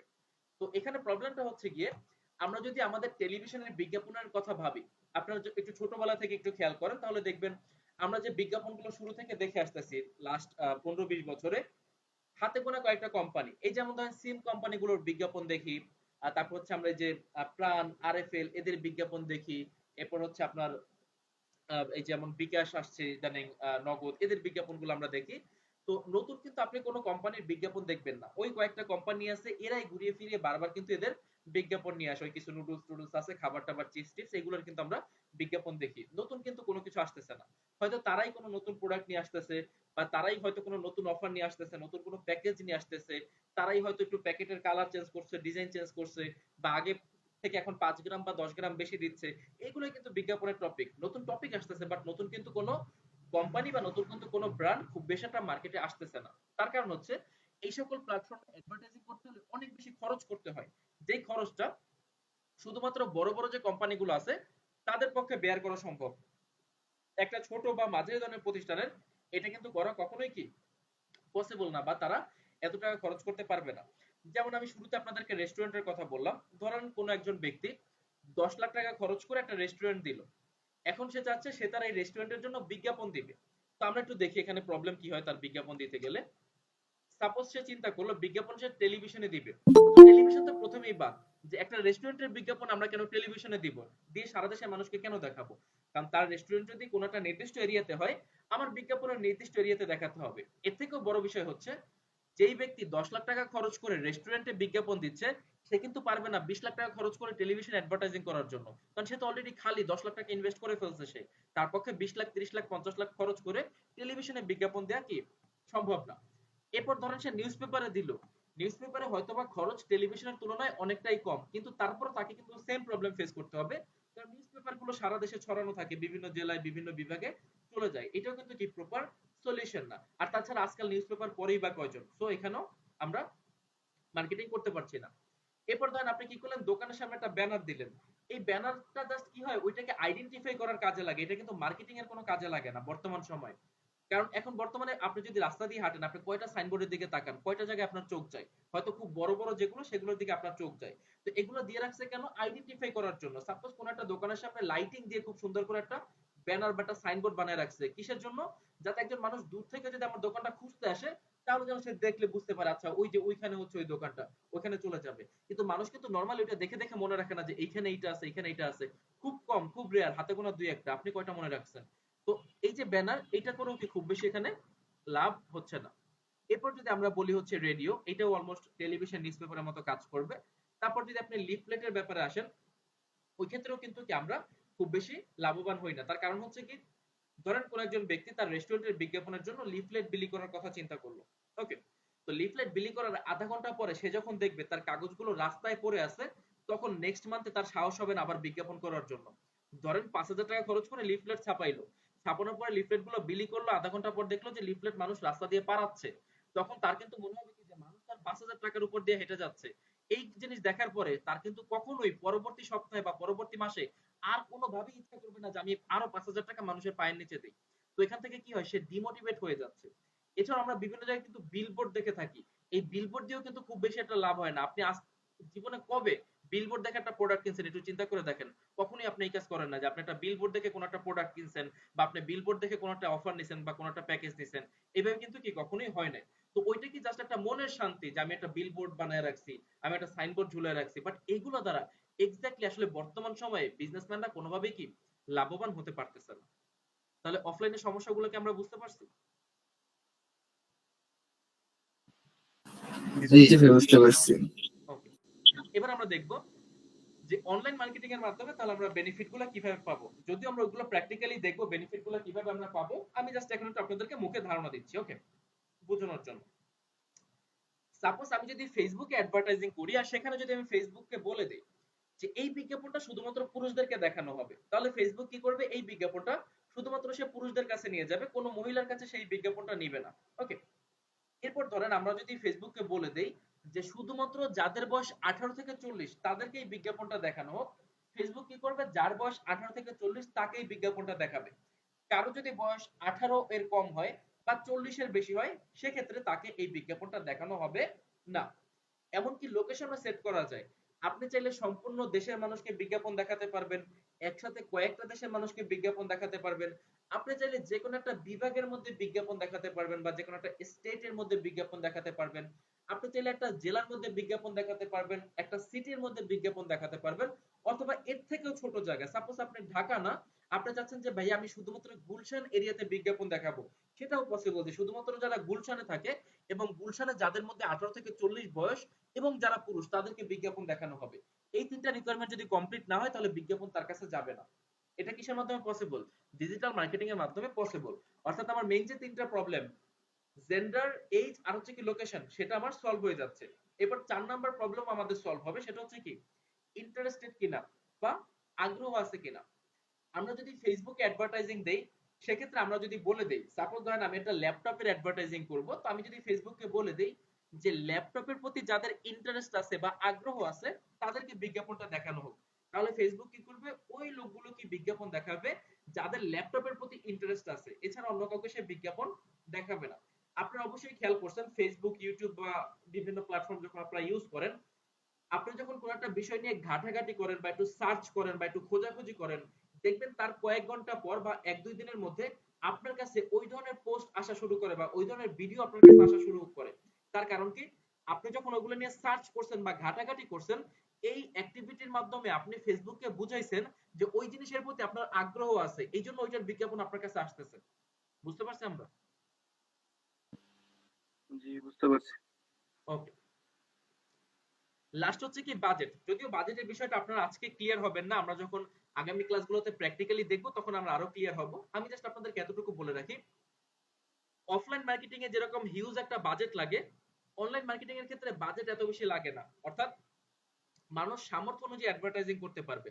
যার বাজেট কম সেও অ্যাডভার্টাইজিং করতে পারবে, আবার যার বাজেট বেশি সেও কি অ্যাডভার্টাইজিং করতে পারবে, কারো বাজেটে কোনো ধরনের সমস্যা হবে না। তো এখন কি হয়েছে, এই যে বেনিফিট গুলো পাওয়া যাচ্ছে, সঠিক জেন্ডার, সঠিক এজ, সঠিক লোকেশন, আবার ইন্টারেস্টেড কিনা, এই বেনিফিট গুলো পাওয়ার কারণে বড় যে কোম্পানিগুলো আছে তারা তো অ্যাডভার্টাইজিং করতেছি অনলাইন বা ডিজিটাল মার্কেটিং এর মাধ্যমে, কারণ এতগুলো বেনিফিট তারা পাচ্ছে যেগুলো তারা অফলাইনে পাচ্ছিল না। পাশাপাশি বাজেট যখন হাতের মধ্যে চলে আসছে, তখন কি হয়েছে, ছোট এবং মাঝারি ধরনের যে প্রতিষ্ঠানগুলো আছে যেগুলোর নাম আমি কিছুক্ষণ আগে বললাম, যেমন রেস্টুরেন্ট, ফার্ম, কনসালটেন্সি বা এই যে প্রাইভেট স্কুল, কলেজ, ইউনিভার্সিটি, এই টাইপের যত বিজনেস আছে, এরাও কি এখন এই ডিজিটাল মার্কেটিং এর দিকে ঝুঁকতেছে। বাংলাদেশে যতগুলো রেস্টুরেন্ট আছে, একটু মাইক্রোফোন অফ ভাই, করেন। আমার একটা কথা ছিল ভাই। ভাই আমি কোশ্চেন করার সুযোগ দিব, ভাই আমি একটু শেষ করে দিই। ওকে ওকে। বাংলাদেশে যত রেস্টুরেন্ট আছে, যত হচ্ছে পোশাক আশাকের দোকান আছে বা যত ধরনের প্রোডাক্টের আপনারা বিজনেস দেখেন, এরা প্রত্যেকেই কি করে, এই অনলাইনে তারা অ্যাডভার্টাইজিং করে বা ডিজিটাল মার্কেটিং এর মাধ্যমে তারা তাদের প্রমোশন চালিয়ে যাচ্ছে। তো এই যে আমি আপনাদেরকে কাজগুলোর কথা বললাম যে এরকম করলে এরকম হবে, এরকম করলে এরকম হবে, এটা তো আর এমনি এমনি হয়ে যাবে না। টেলিভিশনের বিজ্ঞাপনের ক্ষেত্রে কি হয়, আমি একটা ভিডিও বানালাম 30 সেকেন্ডের, একটা চ্যানেলের কাছে গেলাম, তাদেরকে বললাম এই ভিডিওটা তোমাদের চ্যানেলে আজকে 10 বার দেখাবা, আমার আর কোনো কাজ নাই, আমি টাকা দিয়ে চলে আসছি, এবার বিজ্ঞাপন তারাই দেখাবে। কিন্তু এই যে ডিজিটাল মার্কেটিং এর ক্ষেত্রে আমি যে বিষয়গুলো বললাম, এটা তো আর এমনি এমনি হয় না বা আপনি একটা মন্ত্র পড়ে ফুদিলি হয়ে যাবে না। এটার জন্য অবশ্যই কিছু প্রসেস আছে, প্রসিডিউর আছে, সেগুলো ফুলফিল করে বা সেগুলো কমপ্লিট করার পরে এই ঘটনাগুলো ঘটবে। তো এই কাজগুলো যারা করে তাদেরকে বলা হয় ডিজিটাল মার্কেটার, আর এই কাজটাকে বলা হয় ডিজিটাল মার্কেটিং। ওকে। তো যেটা আমি বললাম যে বর্তমানে সব রেস্টুরেন্ট বলেন বা যত ধরনের প্রোডাক্টের বিজনেস আছে, প্রত্যেকেরই, শুধুমাত্র বাংলাদেশের কথা যদি আমরা বলি, প্রত্যেকটা জায়গাতে লিস্ট অন্তত একজন ডিজিটাল মার্কেটারের দরকার আছে, মিনিমাম একজন ডিজিটাল মার্কেটারের দরকার আছে। তো এটা যদি বাংলাদেশে দরকার হয়, তার মানে বাহিরের যে কান্ট্রি গুলো আছে, ইউরোপের যতগুলা কান্ট্রি আছে, ইউএস বলেন, কানাডা বলেন, অস্ট্রেলিয়া বলেন, প্রত্যেকটা কান্ট্রিতে কিন্তু কি এরকম ডিজিটাল মার্কেটারদের একটা ডিমান্ড আলাদাভাবে তৈরি হয়েছে, যে এই কাজগুলো যে জানে তাকে আমি আমার কোম্পানির জন্য হায়ার করব, সে আমার এই কাজগুলো করে দিবে, তার বিনিময়ে তাকে আমি একটা অ্যামাউন্ট পে করব। এখন কথা হচ্ছে, এই কাজ তারা ফ্রিল্যান্সারকে দিয়ে কেন করায়? কারণ আমরা যখন ফ্রিল্যান্সিং নিয়ে কথা বলি তখন আমরা সবাই জানি যে বাহিরের দেশের ক্লায়েন্টরা আমাদেরকে কাজ দিবে, সেই কাজ আমরা করব, তার মাধ্যমে আমাদের ইনকাম হবে। তো এই কাজগুলো যে তারা আমাদেরকে দিবে, আমাদেরকে কেন দিবে? ফ্রিল্যান্সিং বেশি করে হচ্ছে বাংলাদেশ, পাকিস্তান, ইন্ডিয়া, ফিলিপাইন, এই 4টা দেশের লোক। তো এই 4টা দেশের ফ্রিল্যান্সারকে দিয়ে তারা এই কাজ কেন করাবে? সাপোজ আমরা যদি আমেরিকার কথা বলি, আমেরিকার মানুষ আমাদেরকে দিয়ে কাজ কেন করাবে? ওদের দেশে কি লোক নাই? ওরা তো আরো আমাদের চেয়ে এইসব কাজ ভালো পারে, ওরা ইংলিশেও ভালো আমাদের থেকে, তাহলে এই কাজ আমাদেরকে দিয়ে তারা কেন করাবে? এটা যদি আপনি অ্যান্সার জানতে চান, তাহলে এটা সহজ বা সোজা যে অ্যান্সার, সেটা হচ্ছে কি সস্তা শ্রম। এখন সস্তা শ্রম মানে কি? বাংলাদেশের যে গার্মেন্টস ফ্যাক্টরি গুলো আছে এইখানে দেখবেন আপনারা প্রোডাক্ট বানানো হয়, বিভিন্ন ধরনের প্যান্ট গেঞ্জি অনেক কিছু বানানো হয়। তো এই জিনিসগুলো কিন্তু পরবর্তীতে ইউএস ইউরোপ এইসব দেশে কিন্তু চলে যায় এই প্রোডাক্ট গুলো। ওকে, ইউরোপের বিভিন্ন দেশে যায়। তো এই প্রোডাক্ট গুলো তারা বাংলাদেশ থেকে কেন বানায় নিতেছে, এত কষ্ট করে সাগর পাড়ি দিয়ে তারা বাংলাদেশে আসতেছে, আসার পর এইখান থেকে প্রোডাক্ট বানানোর পর তারা আবার জাহাজে ভরে এই মাল তাদের দেশে নিয়ে যাইতেছে, সেখানে যাওয়ার পর তাদের কোম্পানির সিল, তাদের কোম্পানির ট্যাগ বসায় তারা আবার এগুলো বিক্রি করতেছে। এত ঝামেলার তো দরকার নেই, তারা তো চাইলে ইউরোপে একটা ফ্যাক্টরি বসাতে পারে তাদের দেশে, বা অনেকগুলো ফ্যাক্টরিও তারা বসাতে পারে। তারপর হচ্ছে ওইখানকার যে মহিলারা আছে তাদেরকে দিয়ে তারা গার্মেন্টসে কাজ করাতে পারে। এইগুলো তারা না করিয়ে কেন বাংলাদেশে এসে তারা এগুলো বানায় নিতেছে? তার কারণ হচ্ছে কি এই সস্তা শ্রম। তার কারণ বাংলাদেশের গার্মেন্টসে যারা কাজ করে এদের স্যালারি কত হয়, 10 থেকে 15 হাজার টাকার মধ্যে। এটা দিয়ে কিন্তু একজন লোকের স্যালারি হয়ে যায়। কিন্তু এই সেম কাজগুলো যদি ইউরোপের বা আমেরিকার কোনো মহিলাকে দিয়ে করানো হয়, যে একজন শিক্ষিত মহিলা, তাকে গার্মেন্টসে রাখা হয়েছে, সে দিনে 10 থেকে 12 ঘন্টা কাজ করবে, তাকে বাংলাদেশি টাকায় 15 হাজার টাকা স্যালারি দিবেন? অসম্ভব। তাকে স্যালারি দিতে হবে মিনিমাম 3 লাখ থেকে 5 লাখ টাকা। মিনিমাম তাকে স্যালারি দিতে হবে কত, 3 লাখ থেকে 5 লাখ বাংলাদেশি টাকা তাকে স্যালারি দিতে হবে। তাহলে কি হতো, তাদের খরচটা অনেক বেশি বেড়ে যেত। কিন্তু এখন তাদের এই খরচ করা লাগতেছে না, ফ্যাক্টরি বসানোর খরচও বেড়ে গেছে, তারা জাস্ট সিম্পলি কি করতেছে, কোনো ঝামেলাই নিতেছে না, অর্ডার করতেছে, প্রোডাক্ট বানানো হইতেছে, জাহাজ ভাড়া করে নিয়ে যাচ্ছে, জাস্ট সিল ট্যাগ বসায় তারা প্রোডাক্ট বিক্রি করে দিচ্ছে আর অনেক টাকা ইনকাম করতেছে। তো তারা কি করছে এখানে, সস্তা শ্রমটাকে কাজে লাগাইছে। এই যে বিভিন্ন মিডল ইস্টে যে বাংলাদেশ থেকে প্রবাসীরা যাচ্ছে, তো তারা গিয়ে কি করতেছে, বিভিন্ন ধরনের কনস্ট্রাকশন রিলেটেড কাজগুলো করতেছে। তো এই কনস্ট্রাকশনে কাজ করার জন্য মিডল ইস্টের কি কোনো লোক নাই? তারা কি পারে না? অবশ্যই পারে, কিন্তু তারা করবে না, তাদের টাকার অভাব নাই। এই জন্য কম টাকায় কি বাংলাদেশ বা অন্যান্য জায়গা থেকে ওইখানে লোক নিয়ে যাওয়া হচ্ছে। তো এটাই হচ্ছে কি সিম্পল কনসেপ্ট, যে এই কারণে কি করা হয়, ফ্রিল্যান্সারদেরকে দিয়েও কাজ করানো হয়। কারণ এই কাজটা যদি তাকে তার দেশে কাউকে দিয়ে করানো হয় তাহলে একটু বেশি টাকা পে করতে হবে। বাট একজন ফ্রিল্যান্সারকে দিয়ে যদি করায় তাহলে কি হয়, তুলনামূলক তাকে একটু কম টাকা পে করলে সে কাজটা করে দিবে। বাট ওই কমটাও আসলে অতটাও কম হয় না, মোটামুটি একটা ভালো অ্যামাউন্টই হয়। তো এই হচ্ছে কি মোটামুটি ফ্রিল্যান্সিং এর জন্য আমাদের কিছু বেসিক আলোচনা। তো আশা করি আপনারা মোটামুটি বুঝতে পারছেন। এরপর যদি আমি এতক্ষণ যা যা বললাম এগুলো নিয়ে কারো কোনো কোশ্চেন থাকে তাহলে আপনি আমাকে জিজ্ঞাসা করতে পারেন মাইক্রোফোন অন করে। এতক্ষণ যা বলছি সেটা কারো কোনো কোশ্চেন আছে? না ভাই, এগুলো নিয়ে কোনো কোশ্চেন নাই ভাই। ভাই আজকের ক্লাসটা কি মডিফিকেশন ক্লাস? বুঝিনি ভাইয়া। না ভাই, আপনি এখন থেকে এখন আজকে হচ্ছে ভাই আমাদের প্রথম ক্লাস বা ওরিয়েন্টেশন ক্লাস। আজকে আমরা বেসিক্যালি ডিজিটাল মার্কেটিং এর কনসেপ্ট ক্লিয়ার হচ্ছি, আমরা একটু পরিচিত হচ্ছি, এবং আমার ক্লাস নেওয়ার যে ধরন সেটা আমি বোঝানোর চেষ্টা করছি। ওকে বিদ্যুৎ নাই তো আর কতক্ষণ ক্লাস হবে? ওকে। জি ভাইয়া বুঝিনি, আবার একটু বলেন। বিদ্যুৎ নাই বাসায় আর কি। মোবাইলে চার্জও শেষ হয়ে যাবে তো। আচ্ছা ভাই, কোনো সমস্যা নাই, আমাদের সম্পূর্ণ ক্লাস রেকর্ড হচ্ছে। আপনি যদি বাই এনি চান্স করতে নাও পারেন, আপনি ভিডিওটা পেয়ে যাবেন, সেটা আপনি দেখে নেবেন, ঠিক আছে? তো মাইক্রোফোন আমরা আবার সবাই অফ করে দেই। তো এবার আমরা প্র্যাকটিক্যাল আলোচনায় চলে যাই। এখন কথা হচ্ছে, আমরা আমাদের এই যে ডিজিটাল মার্কেটিং কোর্স আছে এখানে আমরা কি কি শিখবো, মনোযোগ দিয়ে দেখেন, আস্তে আস্তে আমরা সব বিষয়গুলো জানতে পারবো। যেহেতু প্রথম ক্লাস, আমি আপনাদেরকে খুব বেশি প্রেসার দিব না, আমরা জাস্ট নরমালি দেখি। তো আমাদের ডিজিটাল মার্কেটিং কোর্সের মধ্যে অনেকগুলো টপিক আছে। এর মধ্যে কিছু আছে মেইন টপিক, সেই মেইন টপিকের মধ্যে আরো অনেক টপিক থাকবে। তো সেই মেইন টপিকগুলোর মধ্যে একটা টপিক হচ্ছে সোশ্যাল মিডিয়া মার্কেটিং, যেটাকে আমরা সংক্ষেপে বলি SMM। তো এই সোশ্যাল মিডিয়া মার্কেটিং এর মধ্যে একটা খুব গুরুত্বপূর্ণ টপিক হচ্ছে ফেসবুক মার্কেটিং। ওকে, ফেসবুক মার্কেটিং দিয়ে আমরা হচ্ছে আমাদের যে কোর্স সেই কোর্স আমরা শুরু করি, তার কারণ হচ্ছে ফেসবুক প্ল্যাটফর্মটা আমাদের সবার কাছে পরিচিত। তো আমরা যদি পরিচিত কোনো একটা জিনিস দিয়ে শুরু করি সেক্ষেত্রে আমাদের একটু বুঝতে সুবিধা হয় বা আমাদের একটু কনফিডেন্স বাড়ে। আমি যদি একদম প্রথম ক্লাসে আপনাদেরকে একদম খুব নতুন কিছু একটা দিয়ে শুরু করি আর আপনাদের মধ্যে দুই একজন যদি সেটা বুঝতে না পারেন, তাহলে আপনার কাছে জিনিসটা অনেক কঠিন লাগবে বা আপনার মনে হবে কি যে আপনি হয়তো এটা পারবেন না। তো প্রথম থেকে আপনার কনফিডেন্স লেভেল কি থাকবে, একদম ডাউন থাকবে। তো আমরা একটা পরিচিত টপিক দিয়ে শুরু করব যাতে আমরা প্রথম ক্লাসটা বোঝার পরে আমাদের কনফিডেন্স বেড়ে যায় আর আমরা মনে করি যে না আমি পারবো। তো এই ফেসবুক মার্কেটিং এর উপরে আমাদের মোট 7টা ক্লাস হবে, আজকে প্রথম ক্লাস এটা ইনক্লুডেড। তো 7টা ক্লাসে যেটা থাকবে সেটা হচ্ছে পেজ সম্পর্কে বেসিক আইডিয়া এবং সেটআপ। আর সেকেন্ড ক্লাস, আগামী ক্লাসে আমরা দেখব ফেসবুক বুস্ট এন্ড প্রমোশন। 3 নম্বর ক্লাসে থাকবে হচ্ছে ফেসবুক বিজনেস ম্যানেজার। 4 নম্বর ক্লাসে থাকবে হচ্ছে ফেসবুক অ্যাডস ম্যানেজার। 5 নম্বর ক্লাসে থাকবে ফেসবুক পিক্সেল কনভার্সন এপিআই এবং ক্যাটালগ অ্যাড। 6 নাম্বার ক্লাসে থাকবে হচ্ছে Facebook AB test and remarketing, আর 7 নাম্বার ক্লাসে থাকবে হচ্ছে ফেসবুক কমার্স ম্যানেজার। তো এগুলো থেকে আমাদের ফেসবুকের যে 7টা ক্লাস, সেই 7টা ক্লাসের টপিক আমরা এখানে দেখতে পাচ্ছি। এরপর আমাদের সোশ্যাল মিডিয়া মার্কেটিং এর আরো কিছু টপিক আছে, যেমন ইনস্টাগ্রাম, টুইটার, লিংকডইন আর হচ্ছে কি পিন্টারেস্ট, এগুলো সম্পর্কে আমরা ডিটেইলস আলোচনা করব। সোশ্যাল মিডিয়ার পরে আমাদের থাকবে হচ্ছে সার্চ ইঞ্জিন মার্কেটিং বা এসইএম। ওইখানে আমরা শিখবো হচ্ছে গুগল অ্যাডওয়ার্ডস এর Google search ad, Google display ad, Google video ad, তারপর হচ্ছে Google shopping ad, conversion tracking, Google analytics বা GA4, আর হচ্ছে কি গুগল অ্যাডসেন্স। এগুলো আমাদের সার্চ ইঞ্জিন মার্কেটিং এর অন্তর্ভুক্ত থাকবে। এরপর আমরা শিখবো হচ্ছে এসইও বা সার্চ ইঞ্জিন অপটিমাইজেশন। এসইও এর মধ্যে আমরা on page SEO, of page SEO এবং টেকনিক্যাল এসইও তিনটা পার্টি আমরা দেখব। এরপর আমাদের থাকবে হচ্ছে ওয়ার্ডপ্রেস। ওয়ার্ডপ্রেস আমরা কমপ্লিট কাস্টমাইজেশন দেখব। একটা ব্লগ সাইট কিভাবে আমরা মেক করতে পারি ওয়ার্ডপ্রেস এর মাধ্যমে, এটা কমপ্লিট দেখানো হবে। পাশাপাশি থাকবে হচ্ছে ই-কমার্স। আমরা ওয়ার্ডপ্রেস ইউজ করে আর ই-কমার্স ইউজ করে কিভাবে একটা ই-কমার্স ওয়েবসাইট বানাতে পারি সেটাও আপনাদেরকে এই কোর্সের মধ্যে দেখানো হবে। এরপর থাকবে হচ্ছে শপিফাই, বর্তমান সময়ের খুবই আলোচিত একটা টপিক শপিফাই। এই শপিফাই এরও কমপ্লিট কাস্টমাইজেশন দেখানো হবে আমাদের এই কোর্সের মধ্যে। আর এরপর আমরা দুইটা মার্কেট প্লেস দেখবো, ফাইবার এবং আপওয়ার্ক। এগুলো ছাড়াও আরো অনেক মার্কেট প্লেস আছে, বাট আমাদের কোর্সের মধ্যে রাখা হয়েছে দুইটা মার্কেট প্লেস, কি কি, ফাইবার এবং আপওয়ার্ক। এই মার্কেট প্লেসে অ্যাকাউন্ট তৈরি করা থেকে শুরু করে একদম কমপ্লিট প্রসেস সম্পূর্ণটা দেখানো হবে।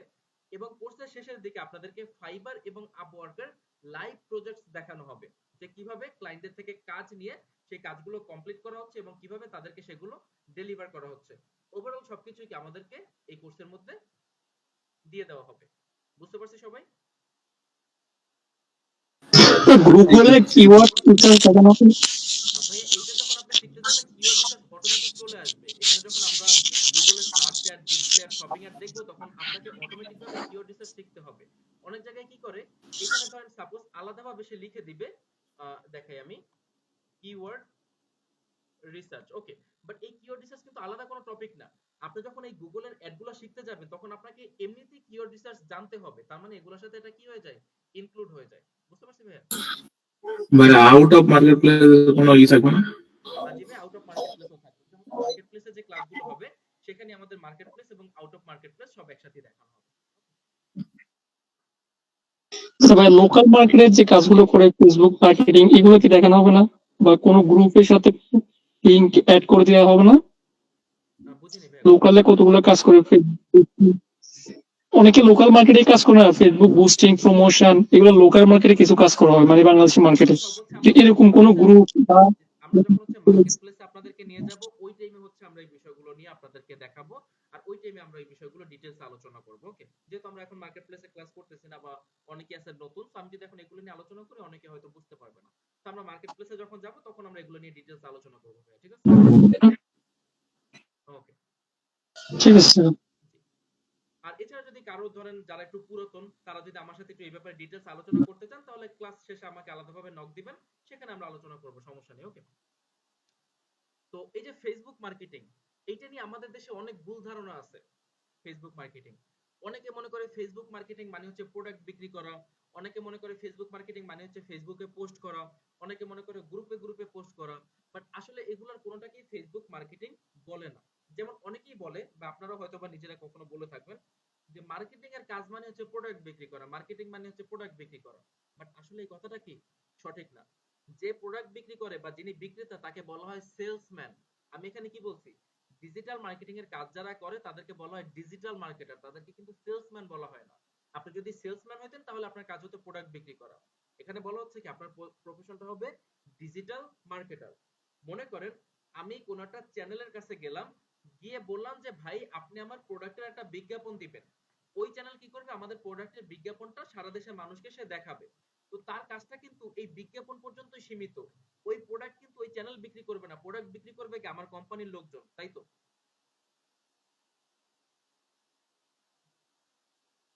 আমার জি কথা ভাই। বুঝতে পারছেন তো সবাই?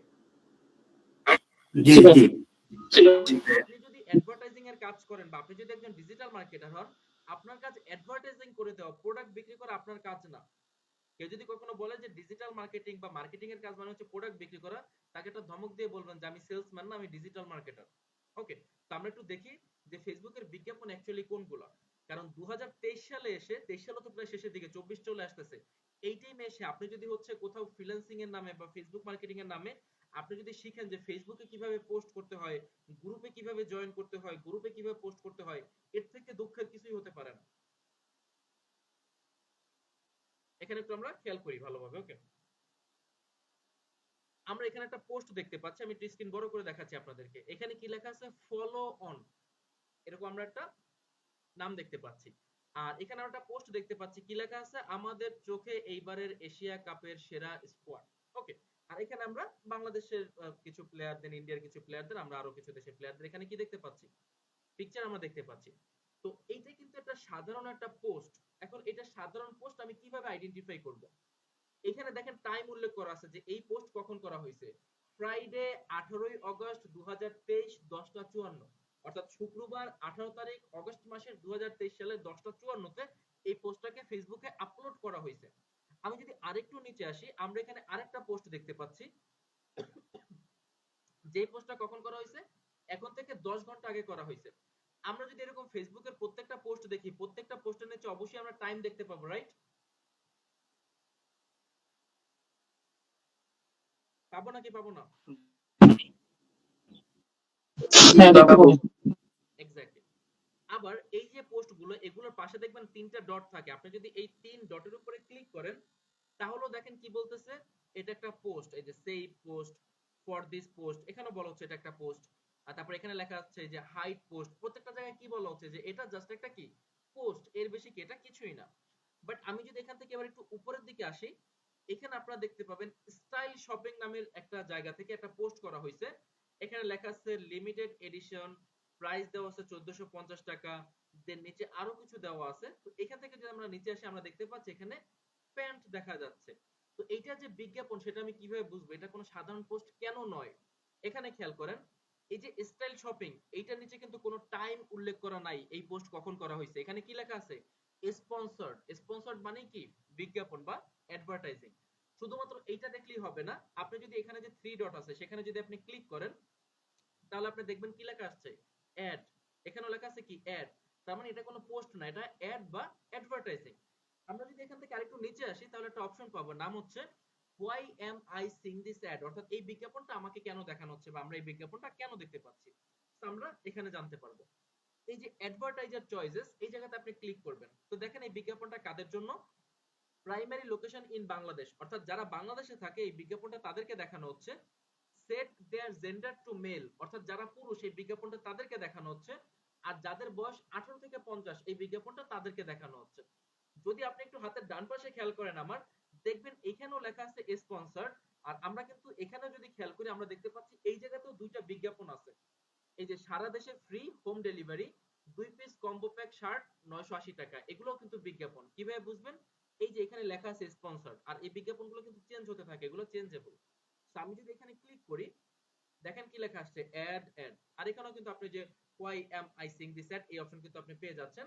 আর অ্যাডভার্টাইজার চয়েসেস যদি আপনি ক্লিক করেন, কারণ জানতে পারবেন। এই যে দেখেন, show interest in online shopping or food, অর্থাৎ যাদের অনলাইন শপিং আর ফুডের প্রতি ইন্টারেস্ট আছে তাদেরকে বিজ্ঞাপনটা দেখানো হচ্ছে। Set their gender to male, অর্থাৎ পুরুষদের জন্য বিজ্ঞাপনটা। আর হচ্ছে কি 18 থেকে 44 বছর বয়স যাদের, তাদেরকে বিজ্ঞাপনটা দেখানো হচ্ছে।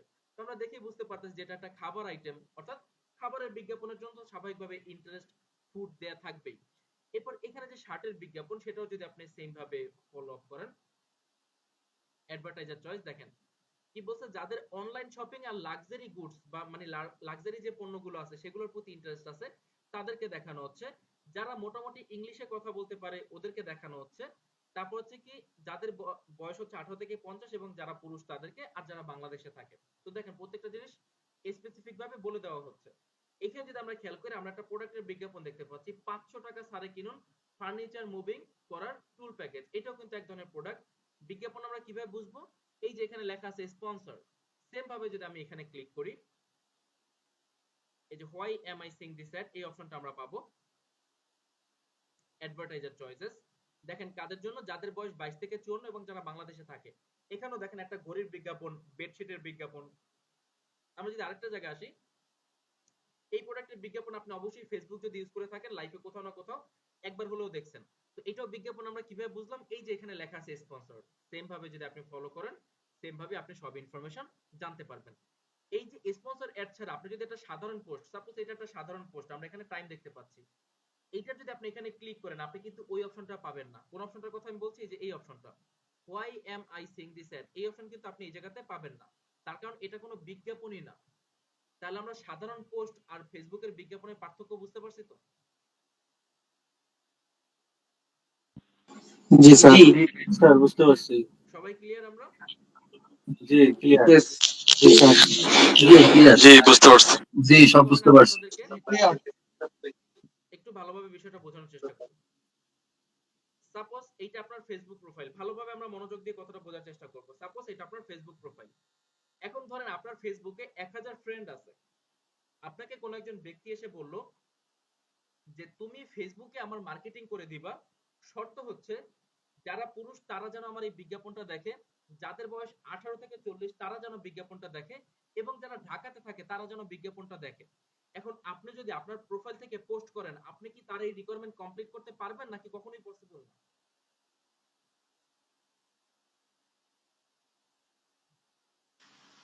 পারবো না। পারবেন না, বাট পসিবলই না। কেন Possible পসিবল না। না? তার কারণ আপনার ফ্রেন্ড লিস্টে ছেলে মেয়ে সবাই আছে। আপনি যখন পোস্ট দিবেন ছেলেদের কাছেও যাবে, মেয়েদের কাছেও যাবে, বিভিন্ন বয়সের মানুষ থাকতে পারে আপনার প্রোফাইলে, তো তাদের কাছেও চলে যাবে। আবার সবাই যে ঢাকা থাকে আপনার ফ্রেন্ড লিস্টের বিষয়টা তো এমন না, অনেকে বিদেশেও থাকতে পারে, তো তাদের কাছেও চলে যেতে পারে। তার মানে কি আপনি আমার রিকোয়ারমেন্ট কমপ্লিট করতে পারতেছেন না।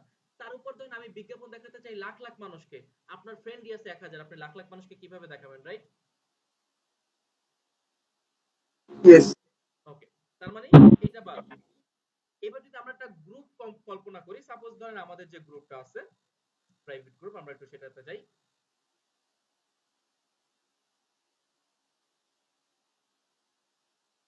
ওকে, মনে করেন কোন একজন মানুষ আপনাকে ফেসবুক মার্কেটিং শেখানোর নাম করে ধরেন আপনাকে ভুলভাল জিনিস শেখাচ্ছে। ভুলভাল জিনিসগুলো কি? সাপোজ আপনাকে সে কি করলো, এরকম কতগুলো গ্রুপ আপনাকে সে দেখালো, আর আপনাকে বললো যে যেই সকল গ্রুপে বেশি বেশি মেম্বার আছে তুমি সেখানে জয়েন করবে, আর জয়েন করে শুধু ওই গ্রুপে পোস্ট দিবে, তাহলেই ফেসবুক মার্কেটিং। এইভাবে ধরেন আপনার সাথে কেউ প্রতারণা করতেছে। এখন এইখানেও তো এই রিকোয়ারমেন্ট কমপ্লিট করা সম্ভব না। সাপোজ আমাদের যে গ্রুপটা আছে এখানে, এই গ্রুপে প্রায় 1,60,000 বা 70,000 মতো মেম্বার আছে। তার মানে আমি যদি একটা পোস্ট দেই, হাজার হাজার মানুষের কাছে কি হবে, এই পোস্টটা পৌঁছে যাবে। বাট এখানে তো আমার রিকোয়ারমেন্ট কমপ্লিট হচ্ছে না। কেন কমপ্লিট হবে না? তার কারণ এখানে সব বয়সী মানুষ আছে, এখানে ছেলেরাও আছে, মেয়েরাও আছে, আর এখানে মানুষ বিভিন্ন জায়গা থেকে আছে। তাহলে কি এখানে আমি রিকোয়ারমেন্ট কমপ্লিট করতে পারছি নাকি পারছি না? পারছি না। পারছি না। এখানে আমি না রিকোয়ারমেন্ট এটা সম্ভব। আবার দেখেন এখানে আমার মেম্বার আছে কত, 1,67,500 মেম্বার আছে আমাদের এই গ্রুপে। এখন কারো যদি রিকোয়ারমেন্ট থাকে, সেই বিজ্ঞাপনটা 5 লাখ মানুষকে দেখাতে চায়, আমি কি পারবো 5 লাখ মানুষকে দেখাতে? আমার লিমিট তো 1,67,000। সম্ভব? জি না। পসিবল না। তার মানে কি কারো প্রোফাইল থেকে পোস্ট করে বা কতগুলো গ্রুপে জয়েন হয়ে পোস্ট করে এটাকে ফেসবুক মার্কেটিং বলে না। এটাকে বলে কি, ওই যে তখন আমি বলছিলাম না, যে মানুষ যেটার প্রতি আগ্রহী না, সেটা যদি তাকে বারবার দেখানো হয় তাহলে সে বিরক্ত হয়। তো যারাই ফেসবুক মার্কেটিং এর নামে বিভিন্ন জায়গায় গ্রুপে গ্রুপে পোস্ট করে, মানুষের কমেন্টে কমেন্টে গিয়ে ডিস্টার্ব করে, এটা অ্যাকচুয়ালি মার্কেটিং করতেছে না, এরা মানুষকে বিরক্ত করতেছে। ক্লিয়ার সবাই? জি। তাহলে এখন থেকে তো আর ফেসবুক মার্কেটিং নিয়ে ভুল ধারণা হবে না কারো, নাকি? জি। জি। এখন ফেসবুকের মধ্যে এই যে বিজ্ঞাপনগুলো আপনারা দেখছেন, এই বিজ্ঞাপনগুলো কিভাবে পাবলিশ করা হয় সেটাই কি বেসিক্যালি আমরা শিখবো। তাও আমরা বেসিকটা শিখবো না, একদম বেসিক থেকে শুরু করে অ্যাডভান্স লেভেল পর্যন্ত আমরা শিখবো। কারণ এই অ্যাডভার্টাইজিং এর অনেক ধরন আছে, সেই ধরনগুলো সম্পর্কে আমরা জানবো, সেগুলো আমরা শিখবো। বুঝতে পারছো সবাই? ক্লিয়ার তো নাকি? জি। ডিজিটাল মার্কেটিং সম্পর্কে কি ধারণা কিছুটা চেঞ্জ হচ্ছে? কিন্তু ভাই একটা জিনিস যেটা আপনি বলেন যে আমার যারা এই একটা আপনার যে গ্রুপটা দেখেছেন সেখানে প্রায় 1,70,000 লোক আছে, এখান থেকে আমি 5 লক্ষ মানুষকে দেখাতে পারবো না। কিন্তু আমি এটা কিভাবে সম্ভব, কিভাবে আমি 5 লক্ষ মানুষকে দেখাতে পারবো? 5 লক্ষ না ভাই, শুধুমাত্র আপনি চাইলে বাংলাদেশের সবাইকে দেখাতে পারবেন। এগুলো ইনশাআল্লাহ আমরা সামনের ক্লাসে জানতে পারবো। ওকে, অর্থাৎ আমি যতজনকে দেখাতে চাই ততজনকে দেখাতে পারবো। ঠিক আছে? আচ্ছা, এরপর আপনারা একটু এখানে খেয়াল করেন, আমরা গুগলে অনেক সময় অনেক কিছু লিখে সার্চ করি। যেমন ধরেন আমি এখানে ওয়েব হোস্টিং লিখে সার্চ করেছি, সার্চ করার পর আমার কাছে কিন্তু কিছু রেজাল্ট আসছে, যেমন হোস্টিংগার একটা রেজাল্ট আসছে, তারপর হচ্ছে যে ব্লু হোস্ট একটা রেজাল্ট আসছে, তারপর top10.com নামে একটা রেজাল্ট আসছে। তারপর যদি এই রেজাল্ট গুলো খেয়াল করেন, দেখেন প্রত্যেকটা রেজাল্টের উপরে কিন্তু স্পন্সর লেখা আছে, দেখতে পাচ্ছি সবাই? জি তো জি এরকম প্রথম যে 4টা রেজাল্ট সেখানেই শুধুমাত্র স্পন্সর কথাটা লেখা আছে, দেখেন এই যে একটা, দুইটা, তিনটা, চারটা। এরপর যদি আমি নিচে আসি যে নেম চিপ, এখানে কিন্তু স্পন্সর লেখা নেই। তারপর আমি যদি আরো নিচে আসি যে হোস্টিঙ্গার, কিন্তু এখানেও স্পন্সর লেখা নেই। গোডাডি, এখানে স্পন্সর নেই। বা আমি যদি আরো নিচে যাই মাই বাংলা 24, কোনোটাতেই কিন্তু কি স্পন্সর লেখা নাই। তার মানে যেগুলোতে স্পন্সর লেখা নাই সেগুলো হচ্ছে কি ওই যে অন্যান্য পোস্টের মতো সাধারণ পোস্ট, অর্থাৎ এগুলো কি জাস্ট সাধারণ একটা পোস্ট। আর যেগুলো থেকে আমার স্পন্সর লেখা আছে সেগুলোই কি বিজ্ঞাপন।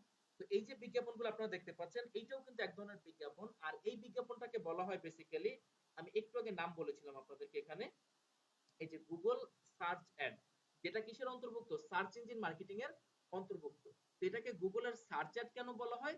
তার কারণ মানুষ যখন কোনো কিছু সার্চ করে তখন তারা এই বিজ্ঞাপনটা দেখতে পায়, এই জন্য এটার নাম হচ্ছে কি গুগল সার্চ অ্যাড। বুঝতে পারছি আমরা? জি ভাইয়া, জি বুঝতে পারছি। আমি আপনাদেরকে আরেকটা জিনিস একটু দেখাই, আসলে আমরা যত বেশি ক্লিয়ার হতে পারবো তত ভালো। এই যে বিজ্ঞাপন স্টাইল শপিং, সাপোজ ধরেন এই প্যান্টের ডিজাইন আপনার অনেক পছন্দ হয়েছে, আপনি চিন্তা করছেন আপনি এখন এই প্যান্টটা কিনবেন, তাহলে আপনি কি করবেন? এই যে অর্ডার নাও, এখানে আপনি ক্লিক করবেন। তো ধরেন আমি ক্লিক করলাম এখানে, করার পরে কি হচ্ছে দেখেন, আমাকে এখন ওদের যে ওয়েবসাইট আছে সেখানে নিয়ে যাচ্ছে। এই যে ওদের ওয়েবসাইট এখানে আমাকে নিয়ে আসছে। এবার এখান থেকে আমি অনলাইনে কি করতে পারবো? ওদের এই প্যান্টটা আমি এখান থেকে অর্ডার করতে পারবো। তাহলে দেখেন কি ছিল, আমি বিজ্ঞাপন দেখলাম, দেখার পর ক্লিক করলাম, আমি তাদের ওয়েবসাইটে চলে আসলাম। ঠিক সেম ভাবে ধরেন আমি সার্চ করছি, সার্চ করার পর আমার কাছে বিজ্ঞাপন আসলো, আমি ক্লিক করলাম, আমি এখন কোথায় চলে যাব? আমি তাদের ওয়েবসাইটে চলে যাব। তাহলে দুইটাই লজিক কি সেম, শুধু পার্থক্য হচ্ছে কি আমি এই ওয়েবসাইটে আসছি সোশ্যাল মিডিয়ার মাধ্যমে, এই জন্য এটাকে বলা হচ্ছে সোশ্যাল মিডিয়া মার্কেটিং। আর আমি এখানে আসছি সার্চ ইঞ্জিনের মাধ্যমে, অর্থাৎ এই যে গুগলের সার্চ ইঞ্জিন, সেটার মাধ্যমে আমি ওই ওয়েবসাইটে গিয়েছিলাম, এই জন্য এটাকে বলা হচ্ছে সার্চ ইঞ্জিন মার্কেটিং। পার্থক্য বুঝতে পারছি আমরা? জি স্যার জি বাট গোল কি, ফাইনাল গোল সবাইকে ওয়েবসাইটে নিয়ে যাওয়া। ওকে, এবার এখানে খেয়াল করেন, এটা হচ্ছে আমাদের বাংলাদেশের প্রথম আলোর যে অনলাইন নিউজ পোর্টাল সেটা। তো আপনারা যদি একটু ভালোভাবে নিচের দিকে খেয়াল করেন, তাহলে হচ্ছে আপনারা একটা বিজ্ঞাপন দেখতে পারবেন, প্রাণের বিজ্ঞাপন। এই যে স্বাদের জাদু, আমরা এখানে চাটনি দেখতে পাচ্ছি, আর এখানে ছবি টাকা, সেটা আপনারা অবশ্যই সবাই চিনতে পারছেন। তো এখানে যদি আপনি খেয়াল করেন, এইটাও কিন্তু একটা বিজ্ঞাপন। এই যে ব্যানারটা দেখতে পাচ্ছেন, এটাও কিন্তু একটা বিজ্ঞাপন। যে বিজ্ঞাপনটা কে দিয়েছে? প্রাণ কোম্পানি দিয়েছে। তো এটা আমরা কিভাবে বুঝবো যে এটা একটা বিজ্ঞাপন? এই যে ব্যানারটা, এই ব্যানারে যদি আমরা ডান পাশের উপরে খেয়াল করি, একটা আই বাটন আছে, সেখানে মাউস রাখার পর দেখেন লেখা আছে গুগল দ্বারা বিজ্ঞাপন, দেখতে পাচ্ছি আমরা? জি স্যার এই ধরনের বিজ্ঞাপনকে বলা হয় গুগল ডিসপ্লে অ্যাড। এই বিজ্ঞাপনগুলো দেখা যায় বিভিন্ন ওয়েবসাইটের মধ্যে, যেমন আমরা এই ওয়েবসাইটে আসলাম, আপনি অন্য কোনো ওয়েবসাইটে গেলে আবার অন্য ধরনের বিজ্ঞাপন দেখতে পাবেন। তো যেহেতু আমরা কোনো একটা ওয়েবসাইটে গেলে এই বিজ্ঞাপনগুলো এভাবে ডিসপ্লে হয়, তাই এই ধরনের বিজ্ঞাপনগুলোকে বলা হয় গুগলের ডিসপ্লে অ্যাড। এটা যে শুধুমাত্র ওয়েবসাইটে আসে বিষয়টা ওইরকমও না। আপনারা অবশ্যই খেয়াল করছেন, আচ্ছা এখানে কে কে আছেন যারা ল্যাপটপ বা ডেস্কটপ থেকে ইউটিউব দেখেন? জি অনেকেই আছেন। জি ভাইয়া, আপনারা জি আমরা দেখি। খেয়াল করুন, ইউটিউবে যখন কোনো ভিডিও প্লে করেন আপনি, হঠাৎ করে মাঝে মাঝে দেখবেন এরকম একটা লম্বা ব্যানার আসে ইউটিউবের নিচের দিকে, সেটা ক্রস দিয়ে কেটে দেওয়া যায়, খেয়াল করছেন? জি জি, ওইটাও কি বেসিক্যালি এই ডিসপ্লে অ্যাড এর অন্তর্ভুক্ত, অর্থাৎ ডিসপ্লে অ্যাড ওয়েবসাইটেও দেখানো হয়, আবার মাঝে মাঝে ইউটিউবের যে ভিডিও সেই ভিডিওর নিচেও দেখানো হয়। ওকে, অর্থাৎ এই দুটো কি কানেক্টেড। এছাড়াও আমরা যখন ইউটিউবে ঢুকি, ঢুকলে যে ইউটিউবে কোনো ভিডিও করলে বিজ্ঞাপন আসে, সেটাও কিন্তু কি সার্চ ইঞ্জিন মার্কেটিং এর অন্তর্ভুক্ত। ওইটাকে বলা হয় গুগলের ভিডিও অ্যাড। এছাড়াও শপিং অ্যাড আছে, কনভার্সন ট্র্যাকিং আছে, যেগুলো আপনাদেরকে সামনে প্র্যাকটিক্যালি দেখানো হবে। তো এই যে বিভিন্ন প্ল্যাটফর্মে অ্যাডভার্টাইজিং করা বা অ্যাডভার্টাইজিং এর যে প্রসেসগুলো, এই প্রসেসগুলোর মাধ্যমেই কি ডিজিটাল মার্কেটিং এর কাজগুলো সম্পূর্ণ হয়ে থাকে। তো এখানে আমি আপনাদেরকে কিন্তু প্রমাণ একদম সরাসরি দেখাই দিলাম, প্ল্যানের মতো কোম্পানি ডিজিটাল মার্কেটিং করতেছে। এখানে আমরা যখন ওয়েবসাইটে ছিলাম, এখানে আমরা দেখতেছি যে ওয়ান কার্ড, এছাড়া আরো বিভিন্ন ধরনের আমরা পেজ থেকে আমরা অ্যাডভার্টাইজিং দেখতে পাচ্ছি, এখানে আমরা বিজ্ঞাপন দেখলাম। তো আপনি যদি এরকম সারাদিন খুঁজেন, আপনি কিন্তু এরকম হাজার হাজার বিজ্ঞাপন আপনি দেখতে পাবেন। তো এই যে বিজ্ঞাপনগুলো দেখতেছেন, এই বিজ্ঞাপনগুলো কিন্তু একা একা আসেনি, অবশ্যই কোনো একজন ডিজিটাল মার্কেটারের হাত ধরে এই বিজ্ঞাপনগুলো মানুষের সামনে আসতেছে। তার মানে কি ডিজিটাল মার্কেটারদের একটা বড় ধরনের চাহিদা মার্কেটে রয়েছে। বুঝতে পারছি সবাই? জি। জি তো মাথায় রাখবেন, ফেসবুক প্রোফাইল দিয়ে অ্যাডভার্টাইজিং করা যায় না, ফেসবুকের কোনো গ্রুপেও অ্যাডভার্টাইজিং করা যায় না। কেউ যদি কখনো আপনাকে বলে যে ফেসবুক গ্রুপের মাধ্যমে মার্কেটিং করা হচ্ছে, তার মানে সে মার্কেটিং এর এমও জানে না। ওকে, ফেসবুক অ্যাডভার্টাইজিং হবে শুধুমাত্র ফেসবুকের পেজের মাধ্যমে, পেজ ছাড়া কখনোই অ্যাডভার্টাইজিং করা যায় না। এই যে স্টাইল শপিং, এটা কোনো প্রোফাইলও না, এটা কোনো গ্রুপও না, এটা একটা পেজ। এরকম আপনি যতগুলো বিজ্ঞাপন দেখতে পাচ্ছেন, এগুলো কোনোটাই কোনো প্রোফাইল না, কোনো গ্রুপ না, এগুলো জাস্ট কি একটা সিম্পলি পেজ। তো আমরা যদি এই পেজের ভিতরে ঢুকি, তাহলে আমরা পেজটাকে দেখতে পারবো। অর্থাৎ এই যে স্টাইল শপিং, এই পেজ কি করতেছে, তাদের এখানে যে প্রোডাক্ট গুলো আছে সেগুলো তারা বিক্রি করার জন্য তারা বিভিন্ন ধরনের বিজ্ঞাপন দিচ্ছে। এখন কথা হচ্ছে, ধরেন স্টাইল শপিং এর যে মালিক, সে চিন্তা করলো তার একজন নতুন করে ডিজিটাল মার্কেটার দরকার। সাপোজ আগে যে কাজ করতো সে এখন চলে গেছে, তার এখন নতুন আরেকজনকে দরকার যে তার এই অ্যাডভার্টাইজিং এর কাজগুলো করে দিবে। এখন এই কাজ করার জন্য ধরেন সে আপনাকে ডাকলো যে ভাই তুমি নাকি কোর্স করছো, তুমি হচ্ছে আমার এই পেজের দায়িত্ব নাও, এটার বিজ্ঞাপন তুমি দিবা। এখন তাহলে আপনি কি হচ্ছে স্টাইল শপিং এই নামে নতুন একটা পেজ খুলে তারপর সেখান থেকে বিজ্ঞাপন দিবেন, নাকি হচ্ছে আপনি ওনার যে পেজটা আছে যেটাতে অলরেডি 14-15 হাজার ফলোয়ার্স আছে সেটাতে যে তারপর আপনি বিজ্ঞাপন দিবেন, কোনটা করবেন আপনি? এটাতে হ্যাঁ, যার একটা ফলোয়ার পেজ আছে আছে সেটা দিয়ে। এক্স্যাক্টলি, মাথায় রাখবেন, আমরা যখন ফ্রিল্যান্সিং করব আমরা কিন্তু কখনো আমাদের পেজ থেকে অ্যাডভার্টাইজিং করব না, এটা হয় না। মানে কোশ্চেনটাই ইলজিক্যাল যে ভাই আমরা কি অ্যাডভার্টাইজিং আমাদের পেজ থেকে করব কিনা, না কখনোই না। আপনাকে যদি স্টাইল শপিং ডাকে অ্যাডভার্টাইজিং এর জন্য, তাহলে বিজ্ঞাপন হবে স্টাইল শপিং এর এই পেজ থেকে। আপনাকে যদি কখনো ওয়ান কার্ট ডাকে অ্যাডভার্টাইজিং এর জন্য, বিজ্ঞাপন কোন জায়গা থেকে হবে? ওয়ান কার্টের এই পেজ থেকে অ্যাডভার্টাইজিং হবে। বুঝতে পারছি আমরা? জি স্যার। ওকে, এবার আমাকে বলবেন এখানে কে কে আছেন যারা পেজ খুলতে পারেন? জি ভাই। ওকে, যদি কেউ না পারেন, আমি ধরে নিচ্ছি আপনারা তারপরে পারেন না। পেজ ক্রিয়েট করা খুবই সিম্পল কাজ, আপনাদেরকে আলাদাভাবে ভিডিও দিয়ে দেওয়া হবে, কারণ আমরা কোর্সের মধ্যে পেজ খোলার মতো ইজি কাজগুলো আসলে রেখে সময় নষ্ট করতে চাইনি। কারণ একটা পেজ খোলা খুবই সিম্পল কাজ। অনেকের জায়গায় দেখবেন আপনারা ফেসবুক মার্কেটিং নাম করে ফেসবুকের পেজ খোলার সেটআপ নিয়ে 3-4টা ক্লাস শেষ করে দেয়, বাট যেটা আসলে মোটামুটি 10 থেকে 15 মিনিটের কাজ। ওকে, তো এটা খুবই সিম্পল, ওইটার জন্য আমি আপনাদেরকে আলাদাভাবে ভিডিও দিয়ে দিব। যারা পেজ খুলতে পারেন না তারা অবশ্যই সেটা দেখে একটা পেজ খুলে নেবেন। ওকে, কারণ ওইটা আমাদের প্র্যাকটিসের জন্য লাগবে। এখন কথা হচ্ছে যে ভাইয়া আমাকে যদি স্টাইল শপিং অ্যাডভার্টাইজিং এর জন্য ডাকে, তাহলে আপনি বলছেন যে আমাকে এই স্টাইল শপিং নামক পেজ থেকে অ্যাডভার্টাইজিং করতে হবে, বাট এইটা আমি কিভাবে করব? এই পেজের মালিক তো আমি না, বা এই পেজটা তো আমার কাছে নাই, তাই তো? জি স্যার। ওকে, জি জি ভাই। তো সেক্ষেত্রে যেটা করা হয় সেটা হচ্ছে, এই যে আমরা পেজগুলো দেখতেছি এই পেজগুলোর কি করা যায়, অ্যাক্সেস দেয়া যায়। আমি একটু এখানে লিখি তাহলে হয়তো বুঝতে সুবিধা হবে, পরে আমি ডিলিট করে নিব না। কি করা হয়, অ্যাক্সেস দেয়া নেয়া করা হয়। এখন কথা হচ্ছে যে ভাই অ্যাক্সেস মানে কি? অ্যাক্সেস এর যদি আপনি সিনোনিম খুঁজতে যান তাহলে আপনি বলতে পারেন যে অ্যাক্সেস মানে হচ্ছে কি, পারমিশন। অ্যাক্সেস কথাটার মানে কি, পারমিশন। সাপোজ ধরেন আপনি কারো রুমে প্রবেশ করতে চাচ্ছেন। ওকে, এখন ওই রুমে প্রবেশ করার জন্য আপনাকে একটা কি করতে হবে, লক খুলতে হবে। সাপোজ এটা লক করা আছে, আপনাকে লকটা খুলতে হবে। এখন ওই লক খোলার জন্য যে চাবিটা দরকার সেই চাবিটা আপনার কাছে নাই, তাহলে এটা আপনি অন্যভাবে বলতে পারেন। আপনি এভাবে বলবেন না যে ভাই আমার কাছে চাবি নাই, আপনি বলতে পারেন যে ভাই আমার কাছে পারমিশন নাই, অথবা কি আমার কাছে অ্যাক্সেস নাই। বুঝতে পারছি আমরা? জি ওকে, জি। এই পেজের কি দেওয়া যায়, অ্যাক্সেস দেওয়া যায়। অর্থাৎ স্টাইল শপিং এর যিনি মালিক সে কি করতে পারবে, সে হচ্ছে এই পেজের অ্যাক্সেস আপনাকে দিতে পারবে, বা এই পেজটা ব্যবহার করার যে পারমিশন সেই পারমিশনটা সে আপনাকে দিতে পারবে। যখন সে আপনাকে এটা ব্যবহার করার পারমিশন দিয়ে দিবে, তারপর আপনি এই পেজটাকে ব্যবহার করতে পারবেন। তো আমরা এখন দেখব যে কিভাবে কোনো ব্যক্তি অন্য একজন ব্যক্তিকে পেজ ব্যবহার করার পারমিশন দিতে পারে। ক্লিয়ার সবাই? জি। জি স্যার। ওকে, তো সবার আগে আমরা ফেসবুকে আসবো, আসলে আমরা হাতের বাঁদিকে দেখতে পাবো এখানে পেজেস নামে একটা অপশন আছে। ওকে, সো আমরা পেজেস অপশনটাতে ক্লিক করব। যারা নতুন পেজ খুলতে চান তারা কি করবেন, এই যেখানে লেখা আছে ক্রিয়েট নিউ পেজ, এই ক্রিয়েট নিউ পেজে আপনারা ক্লিক করবেন। ক্লিক করলে দেখবেন এখানে পেজ খোলার অপশন চলে আসবে, নাম, ক্যাটাগরি, এগুলো আমি ভিডিও দিয়ে দিব, ওইখানে সুন্দর করে বোঝানো থাকবে।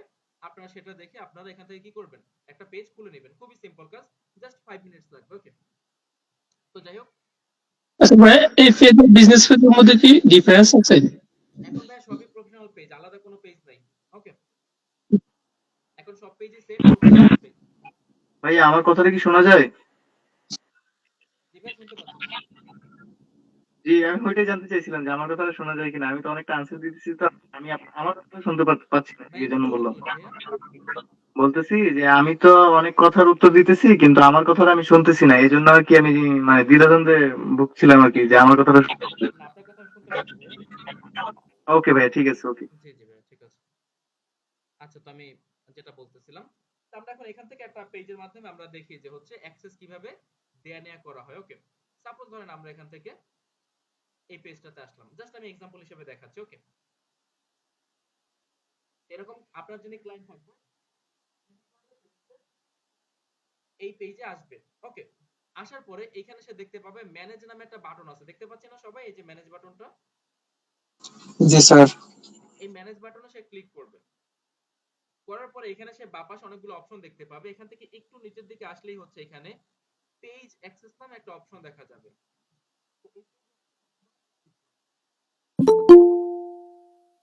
এতটুকু আমরা বুঝতে পারছি তো নাকি? জি স্যার। জি। ওকে, এই অপশনটাতে সে ক্লিক করবে। এখন ধরেন আপনারা এখানে যে প্রোফাইলটা দেখতে পাচ্ছেন, এটা হচ্ছে আমাদের একজন সাপোর্ট টিম মেম্বার। আমি একটা কাজ করি, এটাকে আমি এখান থেকে ক্যান্সেল করে দিই। এই যে প্রোফাইলটা আপনারা দেখতে পাচ্ছেন, যেটা থেকে আমি আপনাদের ক্লাস নিচ্ছি, এই প্রোফাইলটার নাম হচ্ছে সাইফ জোয়ান। এটা কিন্তু আমার প্রোফাইল না। এইটা আমি হচ্ছে ফেসবুকের ক্লাস নেওয়ার জন্য জাস্ট ইউজ করে থাকি, বা অন্য যারা ক্লাস নেবে তারা এটা মাঝে মধ্যে ইউজ করবে। এটা কিন্তু কারো প্রোফাইল না, এটা জাস্ট একটা এমনি প্রোফাইল যেটা দিয়ে জাস্ট ক্লাস নেওয়া হয়। তো ধরেন এই প্রোফাইলটা থেকে আমি আমার অরিজিনাল যে প্রোফাইল সেখানে আমি অ্যাক্সেস দিব। বুঝতে পারছি তো আমরা? জি স্যার। ওকে, বুঝতে পারছি। তো এটার জন্য কি করতে হবে? ক্লায়েন্ট এখানে আসবে, আসার পরে এই যে অ্যাড নিউ, এটাতে সে ক্লিক করবে। করার পর এখানে এরকম লেখা আসবে নেক্সট, সে নেক্সটে ক্লিক করবে। দেন এখানে যাকে আমরা অ্যাক্সেস দিতে চাচ্ছি তার নাম লিখে সার্চ করতে হবে। সাপোজ আমি এখন আমাকেই অ্যাক্সেস দিব, তাহলে কি করতে হবে? আমার ফেসবুকের যে নাম সেই নামটা এখানে লিখে সার্চ করতে হবে। তো আমি এখানে হচ্ছে সাকিবুল ইসলাম শোভন লিখে সার্চ করি। ওকে, তো এখানে আমার নাম লিখে সার্চ করলাম, তো এই যে আমার প্রোফাইলটা চলে আসছে। তো আমি এখন সিম্পলি কি করব? এখান থেকে আমার প্রোফাইলের উপর আমি ক্লিক করব। তো একজন ব্যক্তিকে দুই ধরনের অ্যাক্সেস দেয়া যায়। একটা পেজে আমরা কয় ধরনের অ্যাক্সেস দিতে পারি? দুই ধরনের। একটা হচ্ছে অ্যাডমিন অ্যাক্সেস, আরেকটাকে বলা হয় এমপ্লয়ি অ্যাক্সেস। এরকম দুই ধরনের অ্যাক্সেস হয়। তো পেজের যিনি মালিক তাকেই মূলত অ্যাডমিন বলা হয়। একটা পেজে একাধিক অ্যাডমিন থাকতে পারে। সাপোজ ধরেন আমি একটা পেজের অ্যাডমিন, আমি চাইলে আপনাকেও অ্যাডমিন বানাতে পারবো, বা আরো পাঁচজনকেও চাইলে অ্যাডমিন বানাতে পারবো, কোনো সমস্যা নেই। বাট আমি যদি আপনাকে অ্যাডমিন বানাই তাহলে কি হবে? আমার যতটুকু ক্ষমতা আপনারও ঠিক ততটুকুই ক্ষমতা হবে। অর্থাৎ এখানে আমরা খুব বড় ছোট না, দুইজনই সমান। বাট আমি যদি আপনাকে এমপ্লয়ি দেই, তাহলে আপনি আমার পেজে এসে কাজ করতে পারবেন, কিন্তু আপনি যা ইচ্ছা তা করতে পারবেন না, আপনার কাজের কিছু লিমিটেশনস থাকবে। বুঝতে পারছি আমরা? জি। ওকে, জি স্যার। তো এখন যদি আমি কাউকে এমপ্লয়ি অ্যাক্সেস দিতে চাই, কোন অ্যাক্সেসটা? Employee access. তাহলে কিছুই করতে হবে না, জাস্ট আমি এখান থেকে গিভ অ্যাক্সেসে ক্লিক করব। বাট আমি যদি কাউকে অ্যাডমিন অ্যাক্সেস দিতে চাই, তাহলে আমাকে একটু নিচে আসতে হবে।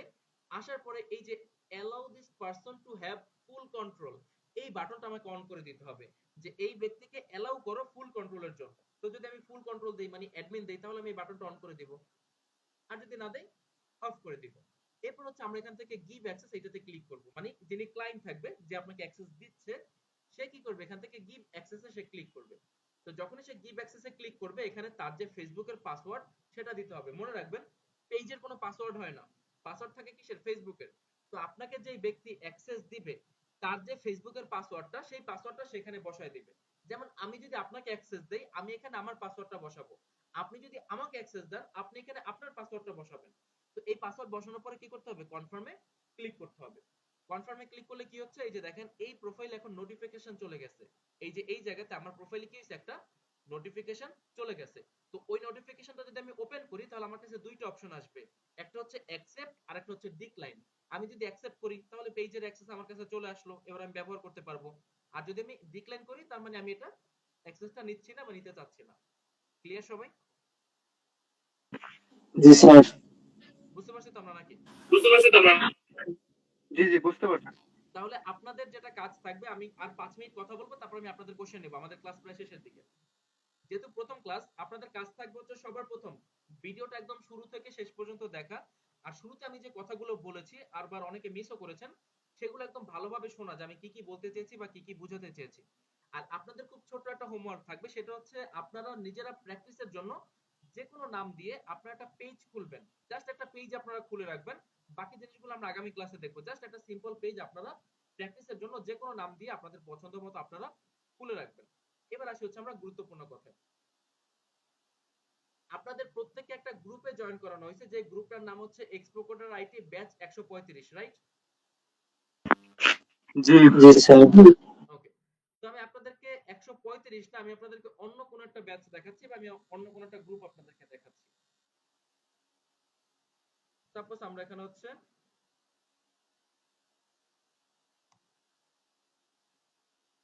যেটা হাতের কাছে পাই সেটাই আমি দেখাই।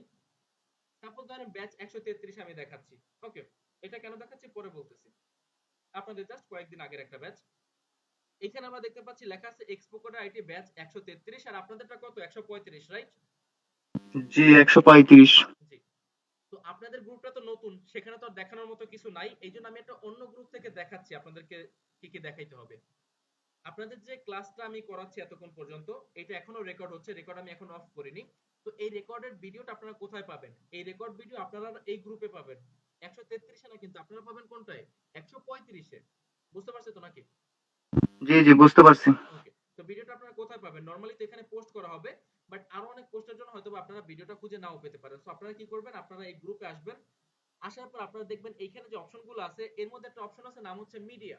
তো আপনি মিডিয়া অপশনটাতে ক্লিক করবেন। মিডিয়া অপশনে ক্লিক করলে আপনি এখানে দেখবেন লেখা আছে ফটোস, ভিডিওস, অ্যালবাম। এখান থেকে আপনি ভিডিওসে ক্লিক করবেন। তাহলে কি হবে? আপনার ক্লাসের যে ভিডিওগুলো, সেই ভিডিওগুলো আপনি এখানে দেখতে পারবেন। যেমন তাদের এই পর্যন্ত যে যে ভিডিওগুলো দেওয়া হয়েছে, বা যে যে ক্লাসের ভিডিও হয়েছে, সেগুলো কিন্তু কি আমরা সব এখানে দেখতে পাচ্ছি। তো আপনাদের যতগুলো ভিডিও দেওয়া হবে, সব ভিডিওগুলো কি হবে? এখানে জমা হতে থাকবে। আপনারা এখান থেকে ভিডিওগুলো দেখে নিতে পারবেন। এটা ছাড়াও আপনাদেরকে এই ভিডিওগুলোর ড্রাইভ লিংক দিয়ে দেওয়া হবে, গুগল ড্রাইভের লিংক দিয়ে দেওয়া হবে। সেখান থেকে আপনারা চাইলে কি করতে পারবেন? ভিডিওগুলোকে ডাউনলোড করে আপনারা যখন ইচ্ছা তখন দেখতে পারবেন। তাহলে রেকর্ডেড ভিডিও নিয়ে আমরা ক্লিয়ার সবাই? জি। এবার আমরা যাব হচ্ছে যে অ্যাসাইনমেন্ট বা হোমওয়ার্কের কাজগুলো আমরা কি করব। আপনাদের প্রতিদিন ক্লাসে যেগুলো দেখানো হবে, আজকে তো তেমন বেশি কিছু দেখানো হয়নি, বাট নরমালি যেগুলো দেখানো হবে বা শেখানো হবে, সেগুলো তো আপনারা অবশ্যই বাসায় প্র্যাকটিস করবেন।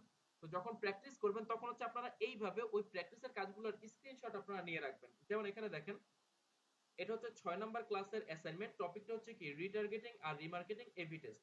আমরা যদি এখানে খেয়াল করি, তাহলে আপনারা দেখবেন এখানে আমি লিখে দিয়েছিলাম ফেসবুকের যে 6 নাম্বার ক্লাস, সেখানে আমরা শিখবো হচ্ছে এ/বি টেস্ট আর হচ্ছে কি?